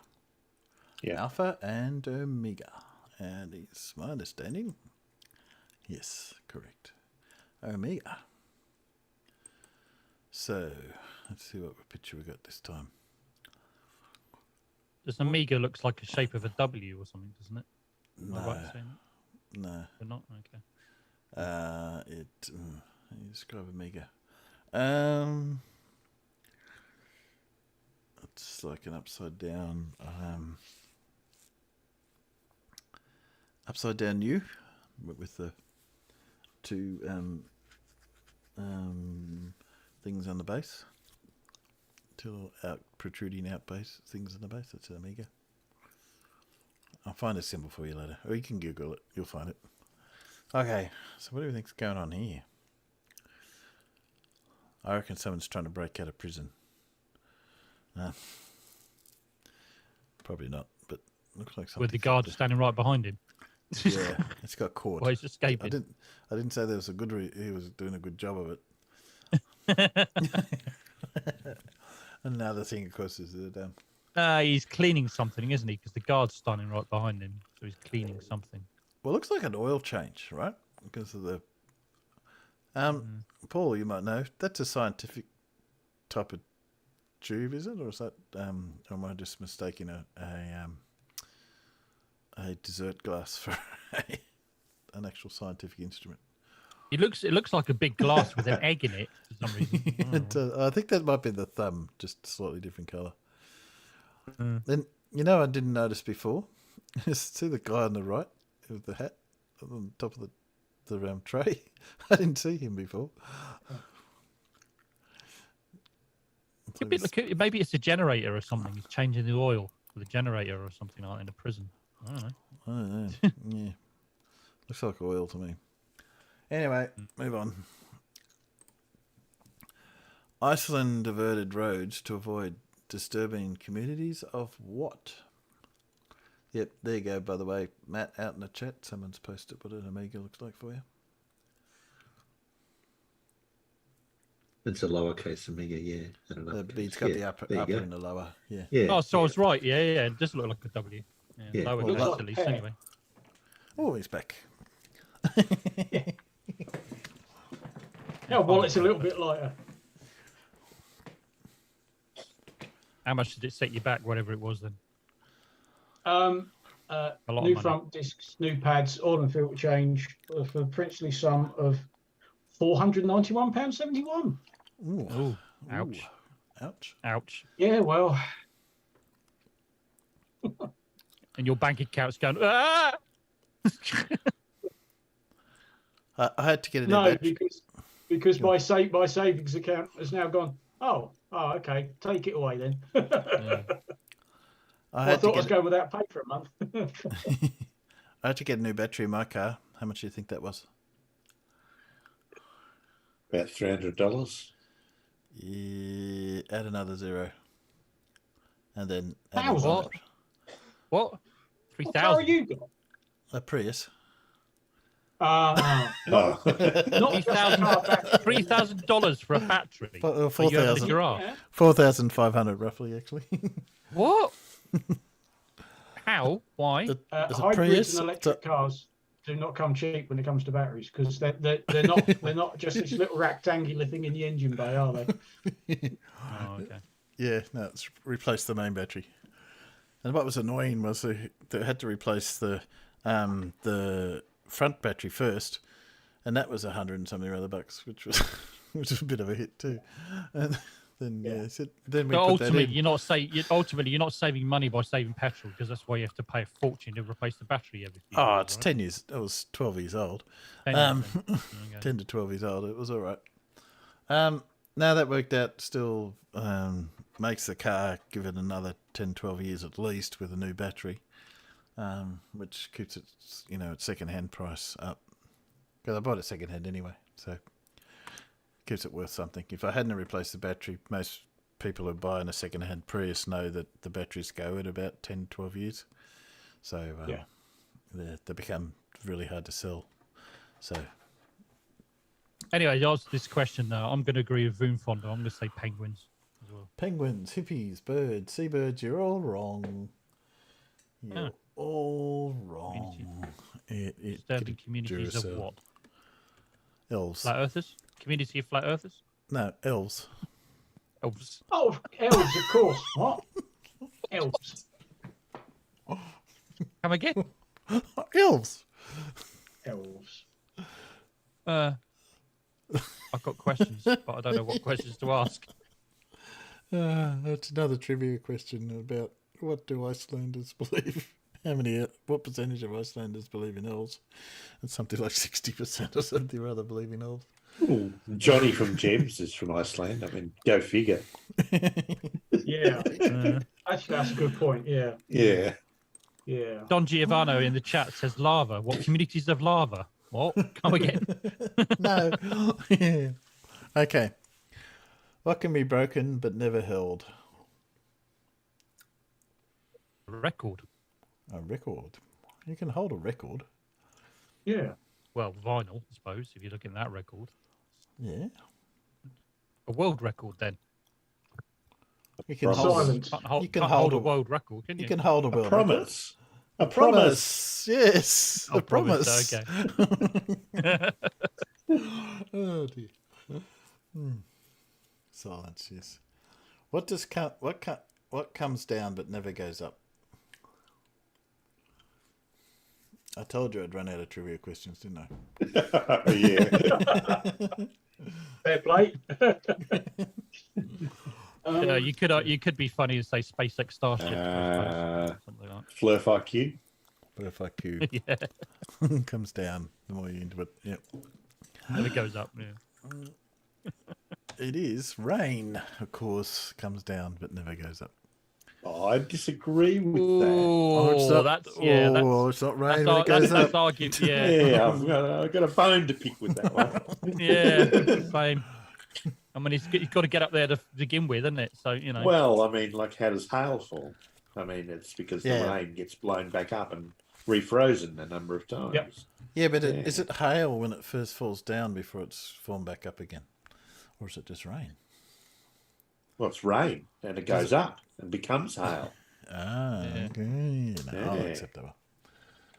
I always thought it had to freeze first, like it froze a little bit and then went back and then just had that cycle until it got too heavy to stay up and then fell.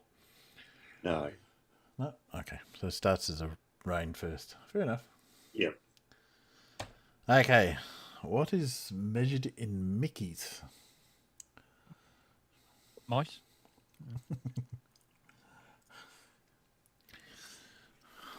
How many people get thrown out of Walt Disney? Mickey's. Flurfs.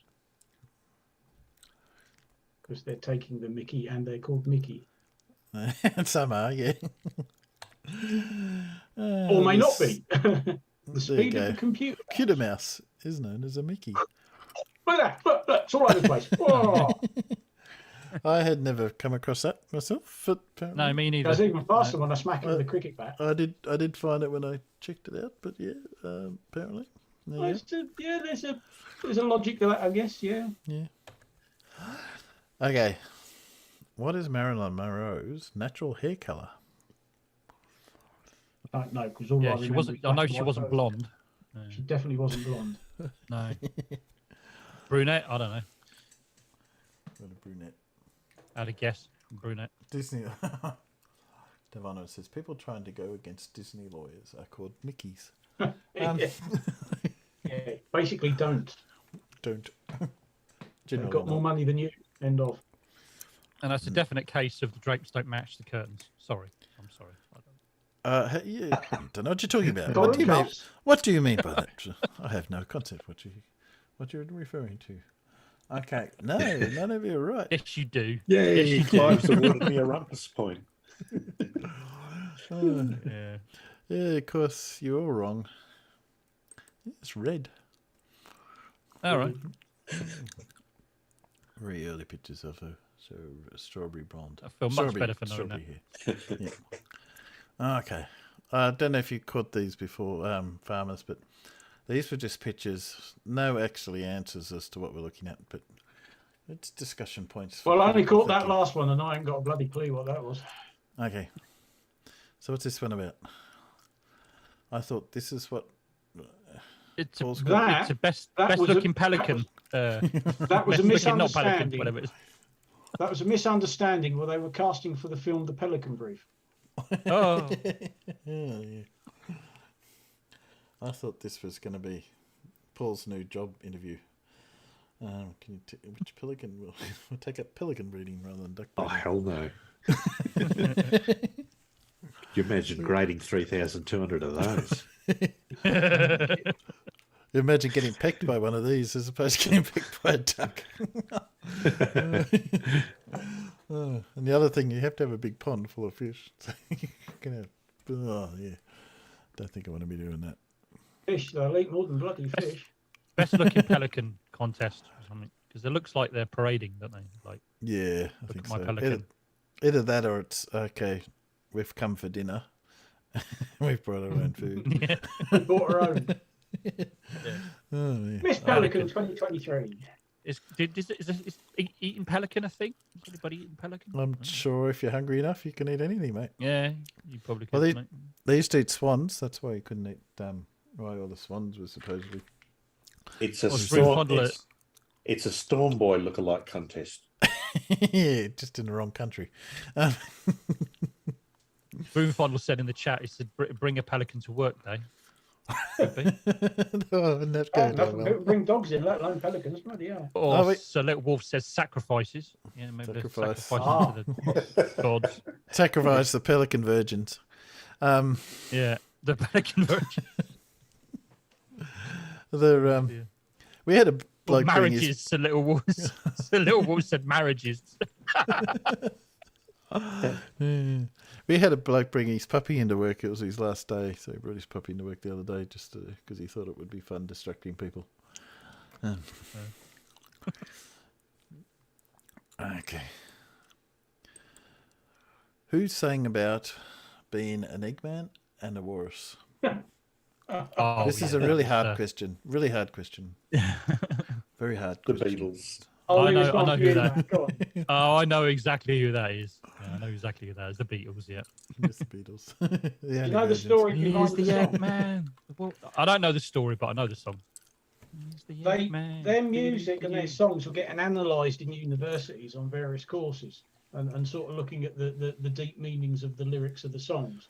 And there wasn't any? That one, because it's totally gibberish. Yeah. So go on. Analyse that bugger. All right, then, genius, farmer's boy, then, genius, you know, about the Beatles. What is Strawberry Fields? Without Googling it. I haven't the faintest idea because I'm a Rolling Stones man myself. The Beatles, when they song about Strawberry Fields, it's actually a kind of like a youth centre. Oh, is that what it was? Where they used to live. Cool. Yeah. You can actually go and visit it. It's like a kind of like a youth centre. It's like a house. Yeah. And you can go and do stuff for young people and stuff. Where they talked about it in Strawberry Fields forever. Yeah.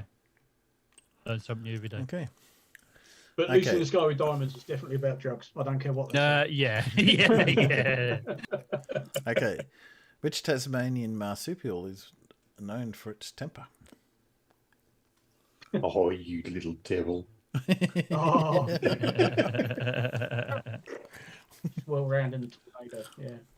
Yeah, there we go. Is that his actual name, or has it got some fancy? It's supposed to have some fancy scientific name, isn't it? Yeah, it does, but Probably, yeah, they're just known as Tassie everybody Devils. knows it's Tasmanian it's Devils. Tassie Yeah. Devil. Oh, I've got some great videos of them, but yeah, they are. Oh, they sound horrible. You don't want to hear them in your camping because they're scary beasts. Do they sound as scary as koalas? Worse than koalas. Oh, yeah. Hot bears. I'll tell you what's scary in the middle of the night and you don't know it's there. The fucking peacock. Yeah. They make the sort of sound that shouldn't be possible from anything that grew up on this planet. Oh, they're great. We had peacock, and my mum's currently got a peacock as well, and so I had one growing up and they're great guard birds because they'll see something miles away and because you can hear them from forever. And My mate used to have a unit on the farm. He used to fix people's cars there, and we'd be there giving them a hand late at night. And I just got to go out for a pee. When you step outside in the dark, and if one of them was nearby, it would kick off. And bloody hell! It's horrible big. Have you heard a mating? Have you heard a male deer mating call? I forget, was it a buck? I've heard it at night time, and it sounds like a freaking dinosaur. It's horrible noise. It's fucking scary. You think like something's lurking in the dark that's going to kill you any minute now, but it's just a deer. So, the peacock my mum's got at the moment, it's a stray. It just turned up at her house. Believe it or not. So we used to have one many years ago, and this peacock just showed up. We have no idea who, someone's now missing a peacock. Just out of the blue. It's decided to live at our place. This looks nice. I think I'll stay. And it's living in the same tree the other one used to live in. It jumps up every night in the same branch, and it's just gone through its whole cycle of feathers. So Mum's got a whole tail of feathers sitting at home. Yeah. So yeah. But yeah, where on the human body is the zygomatic bone found? Or zygomatic. Yeah, I think I was right. First one. Zygomatic bone found. Not a clue. Never heard of it.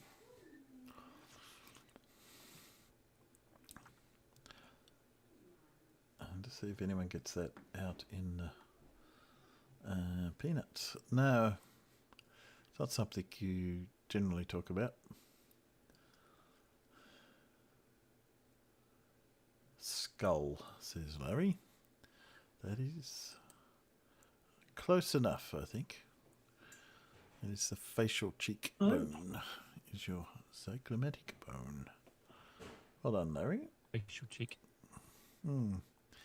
Is it legal for women to wear what in the 19th century Florence?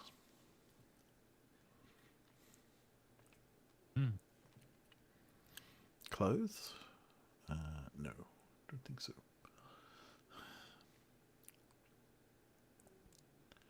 Hats? People aren't wearing enough hats. Hats. Buttons is the correct answer. How weird. I don't know why. Apparently it wasn't. I haven't found a sensible story about it, but yeah, apparently it was not a proper G-string. Yes, probably Larry. I don't know about that. Who claimed he could drive away the devil with a fart? Johnny Fart Pants. It's a historical figure. Just to give you a clue. That could be anyone. We can. I've not heard that one. I don't know. Probably not. You probably don't run in the right circles to hear this one. I had heard this one. I've just looked it up. Martin Luther. Martin Luther. Yeah. All right. Believed he could. Go for it. I think it. Yeah, that's right. It's a bit of. He was the guy apparently who ushered in the Protestant Reformation by railing against the sale of indulgences and other. Oh yes, he went and stuck. Yeah. He went and nailed the thing to the door of the cathedral. Yes, no. He was going to be in Monty Python's The Holy Grail. All right. Was they dropped that completely? It was written. I think it might even have been filmed, and they just went, "Nah, that don't work. Scrub it." There's a whole joke about Martin Luther. Yeah. Actually, that might have even caused even more controversy on that film as well. There's enough controversy as it was. There was. But yeah, you only know that if you read the script books, because the whole the script book for the film has actually got the finished article plus the 2 or 3 leading up to it, and that's one of the scenes that they dropped. This is my favourite one. I decided this was on the inside of the spaceship after they had teleported the sheep up. Ah, so this is the end of the very first episode of South Park where they're kidnapping all the cows. Yes, but inside. They're blowing them up. I can't remember now. It's a long time since I watched that one. We should actually rename this. Actually, we should rename this "Wrong Answers Only." At the bottom of what's going on. Well, there is no wrong or right answers. You can make it whatever you like. It's the whole point. Yeah, that's right. They're all waiting for Mr. Bean to materialise. Yeah. This is what Mr. Bean's. This is Mr. Bean's. Like, I was trying to work out whether it was just a light, like in a big room, or whether that was a helicopter. I couldn't. This is the one we didn't hear about. We heard about when the dolphins left and they said so long and thanks for all the fish. This is these buggers going at the same time. Dave Cannabis says. Sorry, go ahead. It's a FLIRF convention, says Dave. Britain's Got Talent. Yeah. Sheep auditioning for Britain's Got Talent. Britain's Got Talent, yes. I can see that. A FLIRF convention, I do like that one. Yeah, that's good. Breaking down Graviton Ride, yeah. It's a New Zealand singles convention. Oh dear. Oh dear. Or Wales as well. You could say that. Wales. I was going to say the Welshmen are just off picture on the left hand side. Wales, where men are men and sheep are scared. Yes. Yes. Every farmer's daughter's got a sheepskin coat. The only fucking way they're going to pull a fucking bloke. Thank you, MacLeod. And that's the end of that quiz. I'm going to have to put a bit more effort into next week. And I got back in time to catch some of it then. You got a bit of it. Well, Timbo, we can extend it a little bit. I did find something of old that I had ages ago. Some of you might remember it, but okay. Let me put you up. What do you see there? Hang on a sec. I've got to put it to the. Here we go. Seagull with a. Tell me, what do you see? Seagull with a crustacean in its mouth. It's not a seagull. It's not a seagull. You'll get the gist of this in a moment. It's not a seagull. It is, of course, a. Let me get my thing on there. It is, of course, a beach chicken, right? Of course. Yeah. Actually. Yeah. So what do you see here? A seahorse. No, it's a No, it's meant to be. It's meant to be. It's a floaty sea potato. Yeah, it's a floaty sea potato. This is one of my favourites. This is a chorus of. Us, the Spice Girls. I was going to say it's conventionally known as mud flippers, right? Yeah. Except they're better known as. I was going to say it. I was going to say it's the evolutionary state of some flat earthers. Ooh, that's a. I don't know what this is, but I'll definitely be like, bye. That is, of course, a nope rope. A nope rope. Yeah, definitely nope. Nope. She'll be right, mate. This is a kitty carrier. Rude. The kid. No, it's a velociraptor. I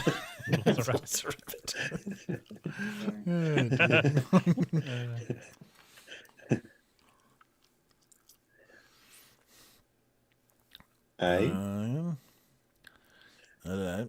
It could be anything. We've got a crate, and go on. Mud something. Dragon shrimp. Dragon shrimp. This is my all-time favourite. What the hell is that? That's a naked mole rat. It's really a naked mole rat, but what it is, what Paul's going to call it, I don't know. This is going to be my most favourite one. Go on then. Telling him back sack.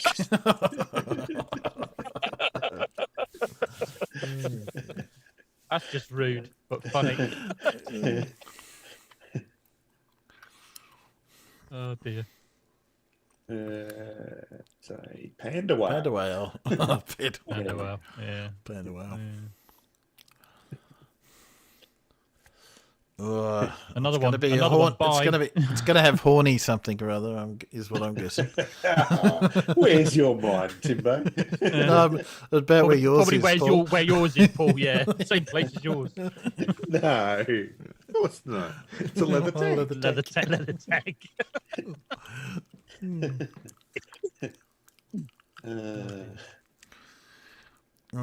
That's a chroma. That's a black and white tiger. So,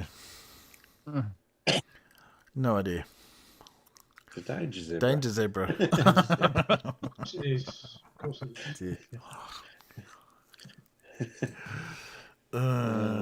Dear. Hungry hippo. Dender's nightmare. Hungry hippo, like the game. No, it's a saber-toothed water cow. Saber-toothed water cow. This is another good one. Something like a smelly or stinky something. That's gonna be. It's gonna be something you want to stay away from. Yeah, smelly or stinky smell or something. I don't know. Fart squirrel. Fart squirrel. Oh no. This is something to do with a frozen bird. I was going to say it's a frozen chicken. No, it's a formal chicken. Oh, formal chicken. Formal chicken. Oh, yeah. Yeah. Pepe Le Pew. Swallow a zebra chicken. Zebra kitty. I like that one. It's a little with that zebra kitty. Yeah, zebra kitty's good. Bastard. Let's call this one bastard. A lima. I hate them. So it's a woolly giraffe? Yeah, giraffe sheep. Giraffe yeah. sheep. Yeah, bastard. Oh, Evil bastard. This is KFC Fast delivery. evil bastard. This is chicken. This is KFC delivery, isn't it? Pantless Thunder Goose. Pantless Thunder Goose. Iceball Commando. I like that one, Don Giovanni. That was good. Yeah. Can't think of anything with this one. Spine. It's going to be spiky. Oh, stab rabbit.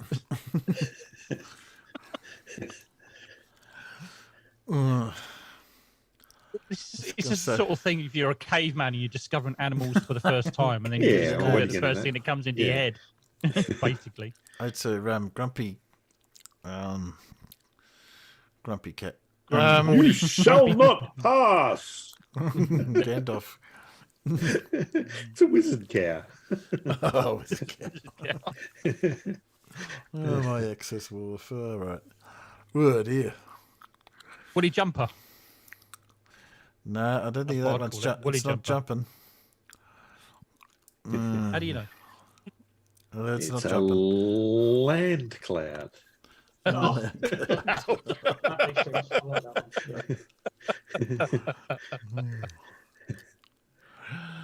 Well, it's a mobile pedestrian crossing. I like that one. It's a prison pony. Prison pony. Yeah.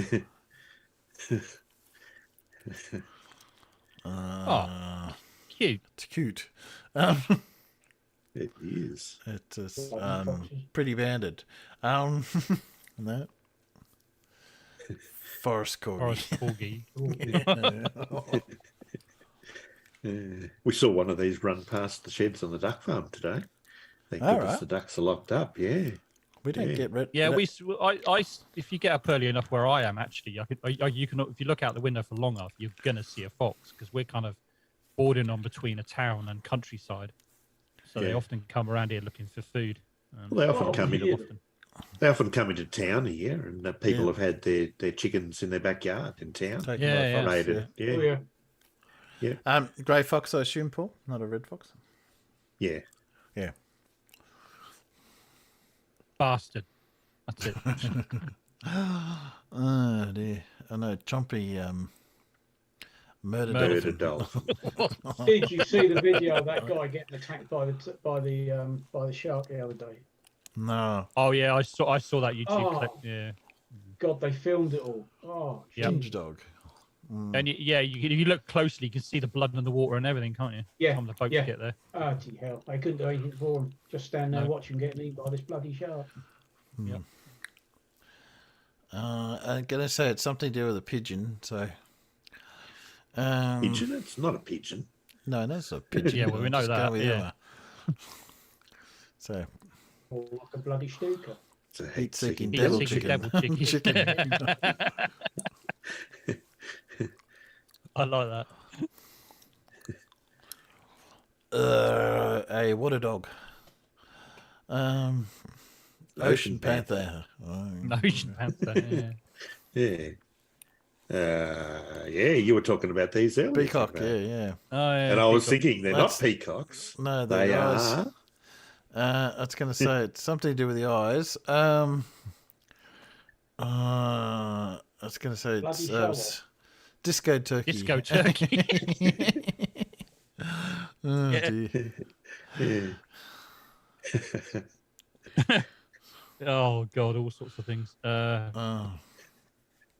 It's a blind something or other. Can't think of anything. Blind rat or something. I don't know. Meth mouse. Meth mouse.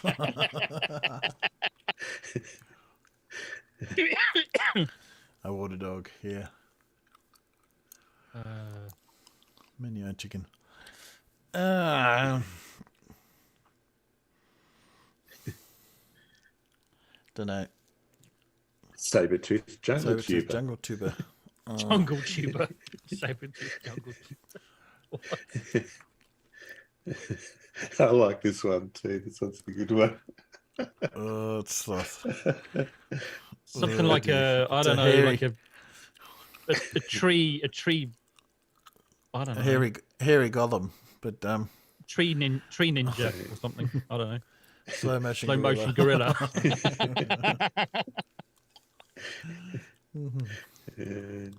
Yeah. Oh, bugger that. Ugly bastard. I don't know. Thank God they're only found down in the deep. Bloody stay there. It's Tyrannosaurus. Tyrannosaurus. Yeah, it's kind of hard. And this one's got to be. Just ugly bastard. Oh, come on, be careful what you're saying. When you see the name, you'll understand. Oh, come on. What nationality is known for having teeth like that? Of course. It's a swimming British smile. Oh! Yeah.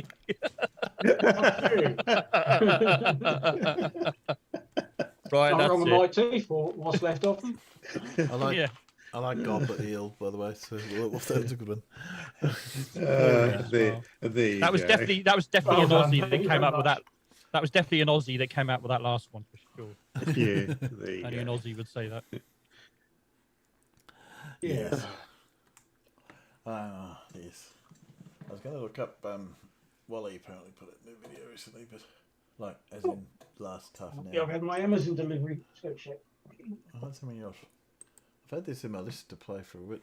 This was designed. I thought I'll show a poor design. I'll turn off the machine that won't let you get your. Yep. So you can see it. There we go. Poor design. Drink after you pay for it.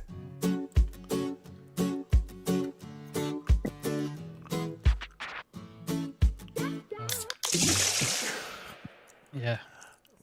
Hello guys, I am Zoro, and today I'm going to show you some of the dumbest design fails ever. Turn it right down.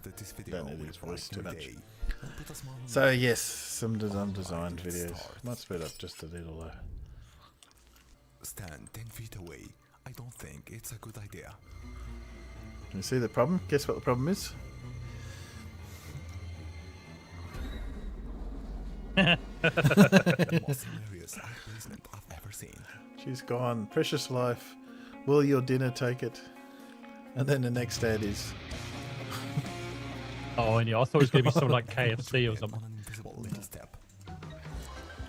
So what are they stepping over?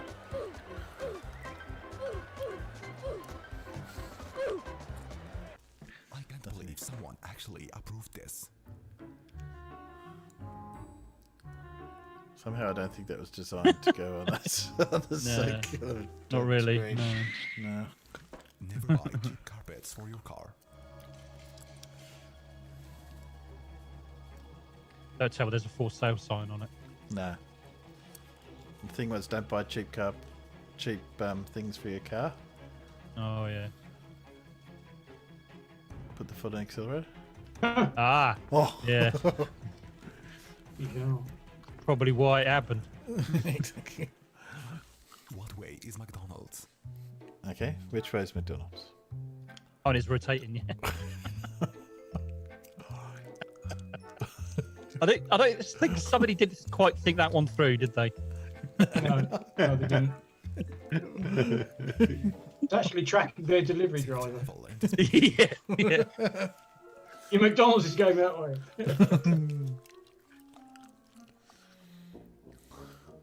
I don't tell me that door opens inwards, does it? Oh, no. Oh. Not quite as bad as that. Oh, yeah. A small and a large beer. Is it beer o'clock? Here's a clue for beer drinkers.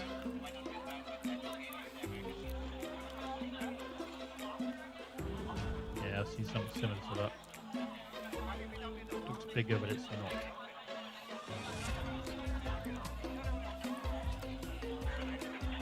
There you go. Buy the small beer, use it for apple juice. Plant this city should be fired immediately. I've seen the pictures of this. This is the first time I've seen a proper video of it, though. Yeah, I've seen this as well. Can't talk about coming off the rails. There's no signs.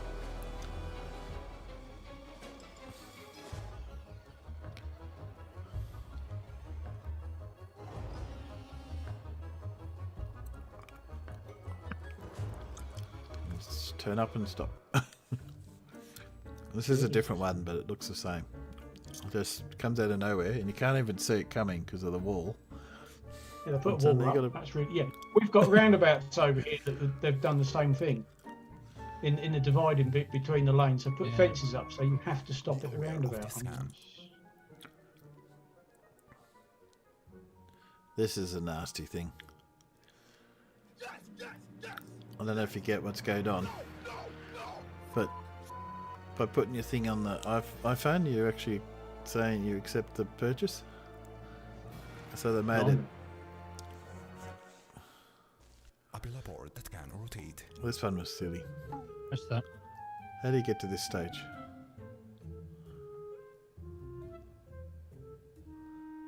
Somebody else didn't think it through either. They only realized this after producing thousands of them. This billboard on the road that blinds all the drivers behind it.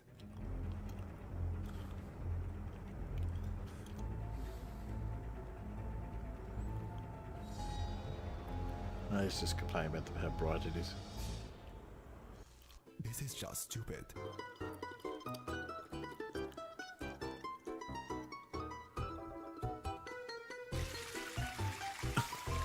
A useless bus shelter. Yes, the seats get wet.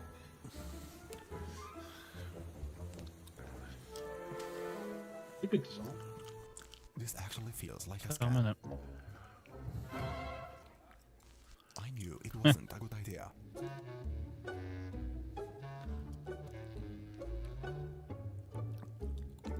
This was even uncomfortable to watch.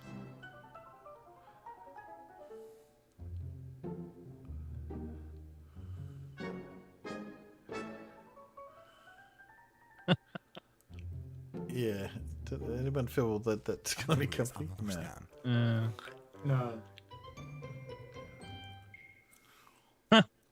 Yeah. Phone figures. Ah, would that be a bastard ad? You never buy that product. Yeah.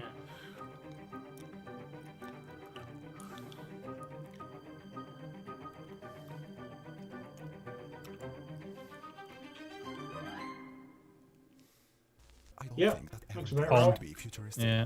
I'll do this one. Boxes you don't have a traditional latch. Instead, you go into the touchscreen, to the controls menu. There's a little icon for glove box release. You push that, and then it pops open automatically.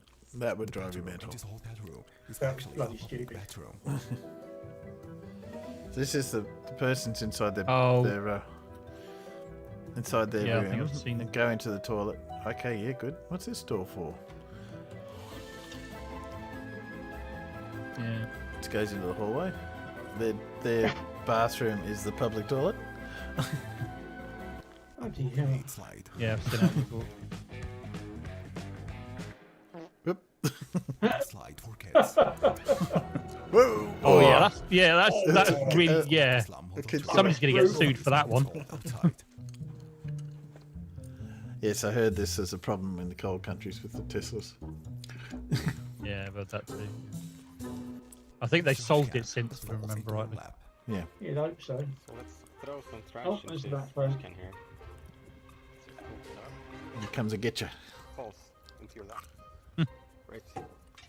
It's got a lip on it, and you're not meant to. Unless But Yeah. it's really easy to hit the lip instead of the lid. that's good. Understand the video with these animal sculptures, but watch until the end.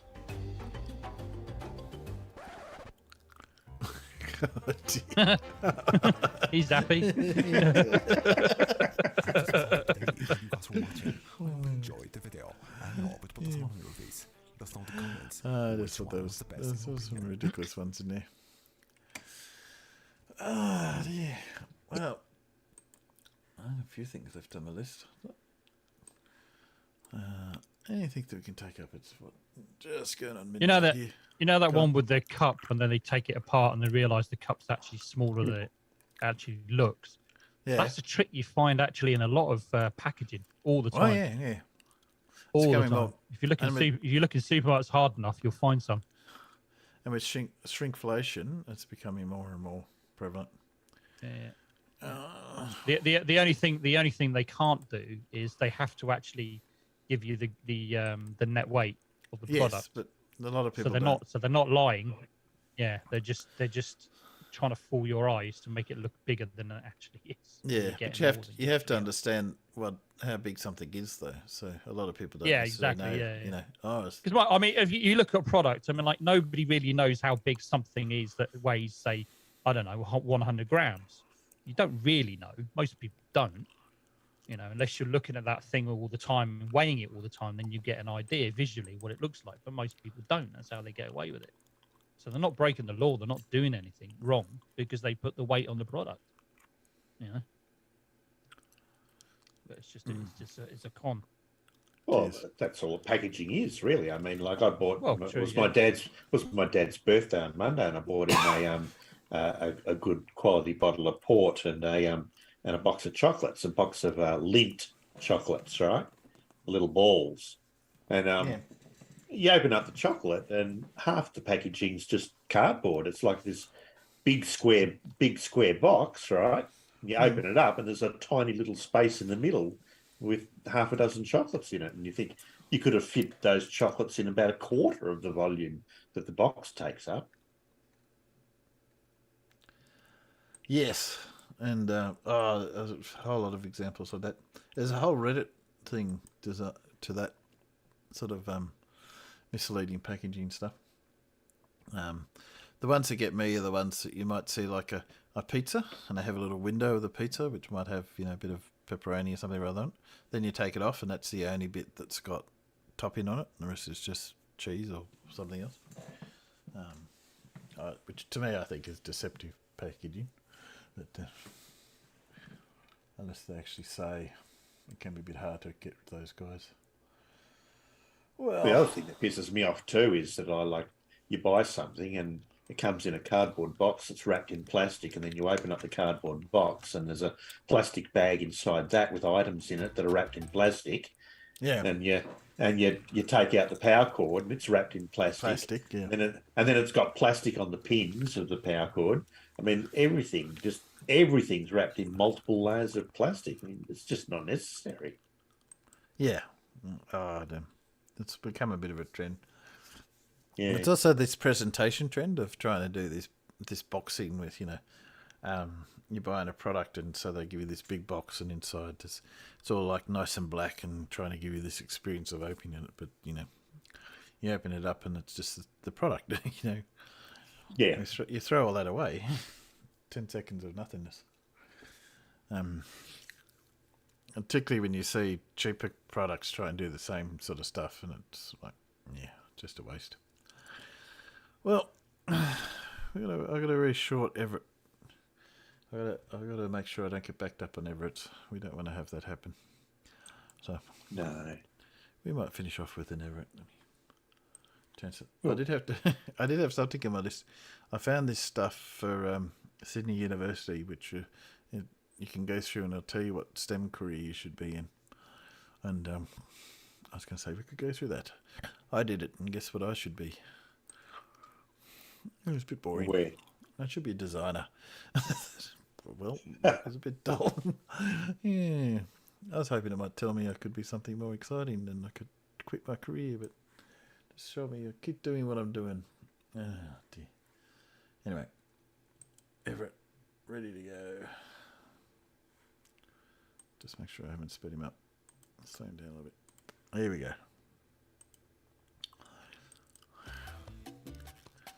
Sun and Moon Madness.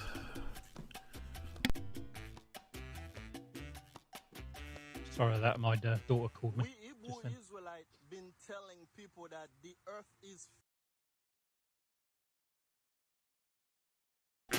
We Hebrew Israelites been telling people that the earth is flat for quite some time now.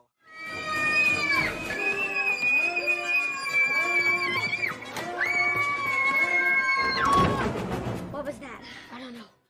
More, aka the Israelites, would this world, the world was a circular motion. The earth is flat. But that's impossible, isn't it? It's entirely impossible. I like this hiding place a lot better. They'll never find us here. However, we're always being laughed at and everything. This can't be happening. It can, and for all you know, why is he pointing at the sky, I wonder? I'm glad a lot of people are coming to the truth, to the realization of this truth. Where? Where? Where? Look at that. Look at the moon. You think that moon is billion and billion of light years away? No. Just what? No. Billions of light years away. What? It's under the firmament, baby. It's under the firmament. Might be a little bit difficult to see. I think in the world. We'll probably have to build some ramps or something. The sun, the moon. All right, the moon. Yeah. Sometimes I'll start a sentence, and I don't even know where it's going. I just hope I find it along the way. Like an improv conversation. Improvisation. The sun on my east side, the moon on my west side. Yeah. And? Yeah, yawn. You can never have this under a global earth. Under a ball. Can't you? Why? You can never have that under a ball. Why? You have got to be fucking kidding me. Okay, this is some bullshit. Yet again. Let me show you guys. Yet again. Oh, no! Look at the sun. Look at the sun.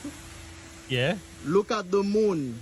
Look at the moon. Full moving in. You don't seem to be understanding the English word no. It may be a different language will help. Russian, niet. Chinese, bu. Japanese, ie. Klingon, ko. Binary coded ASCII 011 0111 0011. How can you have this under a globe? How can you have this under a globe? Easy.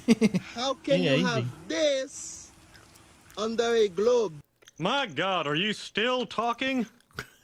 The sun is a bright, shining object that is bigger than other planets, so-called, that illuminate our solar system. You may use your tricorder, Mr. Spock. Your readings will show energy, but no substance. See if you notice any stars or how many you see in the so-called CGI.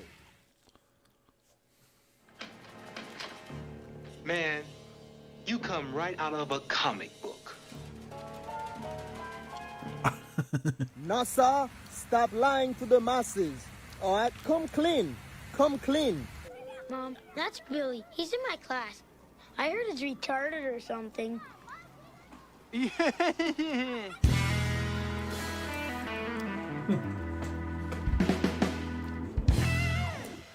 I don't know. I don't know how Everett actually puts himself through that because he must trawl through like so much TikTok stuff. so many YouTube videos and TikToks of flat earthers being as dumb as that. I couldn't stand it. I don't know where he finds He them, does that on a daily basis. Because you don't see He many. does that on a daily basis, doesn't he? Can I test your observational skills? Yeah. What's the difference between those two? Colour and size. Thank you. That one is supposedly black. Okay. No. It's like my old Kindle. I just ordered myself a new Kindle cover, and I said, "I'll have the black one, please." Looks navy to me. It's blue. I mean, don't get me wrong, I don't really care, but it's like, that's not black. It's dark. It's not white. God, so. It's black and white, so it's either white or it's black. So it still does the fancy fold, so you can sort of sit it up or whatever. But it's just like, I ordered a black one. It's Kindle. I'd have to read. Oh, I can get Kindle to talk to you now, though, can't you? So they stopped making these quite a few years ago. This is apparently the best Kindle they ever made, which is why they stopped making it. Which gen is that one? It's a, I did have to write it down. It's a Kindle Voyage, 7th generation. All right, okay. Yeah, if you read all the Kindle reviews, that one gets the glowing reviews, but they stopped making it a few years ago, which means getting hold of cases of it now. I mean, my original case is getting rather decrepit. Because a lot of people just use their tablets now rather than have the Kindle. But I always did like the tech on the screen on the Kindles. I thought that the paper white stuff from about second, third generation. Yeah, this is a sort of a paper white auto. Yeah. It actually feels and looks like paper, which I can, if you're a book reader, I can see the attraction to it. I always insisted I'd never have one of these. Then, of course, when me and the ex split up and I had to move my library. Ah, right. Godsend. Absolute bloody godsend. There's, I don't know how many, if all the books I've got stored on Kindle were physical, then this would just be the tip of the iceberg. Yes, I've actually tried to convince my wife, but she won't go to a Kindle or anything. She likes the feel. Let's consult the Book of Armaments. E-books. Oh yeah, 809. There you go. You can fit more than that on a Kindle though. Yes, we're heading off to Zillerwolf, so we'll see you next time and catch you on. Oh, there was just weekend. one thing before we go. Go You for it. said that what's going on in the world of space. There was one I did forget about. You might have already heard about it, but you know the Boeing Starliner that was supposed to. Yeah. Well, that's been delayed yet again. I mean, really, total incompetence. Yeah, the parachute system. I mean, talking about incompetence, the stresses apparently on the equipment apparently were all wrong, or the data on that was all wrong. Plus, they used materials that were flammable. What? Yeah. No, not joking. So it's the whole idea that was. Yeah, genius, right? So, I mean, you got to go to the point is where is NASA going to draw the line with Boeing and Starliner? At some point, they're going to have to say, well, no, that's enough. Well, Boeing, it's not going to work. And Boeing in particular, I mean, yeah, I mean, Boeing are just, I don't know what's going on with Boeing these last, I don't know, 5 or 10 years. But I was surprised that mess. I was surprised they still exist after the was it the 747 the one with 747. Yeah, the one with the software that allowed the planes to crash, and that they knew about it. Which one? I just don't know how they still exist after that, because they were aware of it and still allowed the planes to fly. I mean, the whole Bone Alone Starliner thing has been, engineering madness all the way through. It's just been so badly managed. It's ridiculous. And bearing in mind that, don't forget, NASA gave them, I don't know how much, I can't remember how much they gave them, but it was billions to develop Starliner, and that was American taxpayers' money. Yeah, it just gone up. I mean, they're not giving them any more money, but they've given them money to fulfill a contract with NASA. Which they're not going to They haven't fulfilled that contract, but they're not going to do. And at the moment, Starliner is now is delayed indefinitely. We don't know when that's going to happen. Now. It's kind of, well, hang on a minute. When are we going to draw? When's NASA going to say enough is enough? And like all government things, it's sheer incompetence. And like all government agencies, they won't try and recoup their money, like taking a court or anything. They'll just sign it off. So, the parachute system is pretty crucial. I mean, that puts crews in danger. If it hadn't been discovered, God knows what could happen. Yeah. Parachute system failing or catching on fire. Either one of those two things could happen. Because the things that you need to have, that's the whole point of having them. Yeah, pretty crucial. The parachutes. If they don't work, you're dead. Yeah. Yeah. Oh, okay. Well, we might head off. That's it. You guys might, while I find the right buttons to push, say goodbye to our friends out in the peanut world.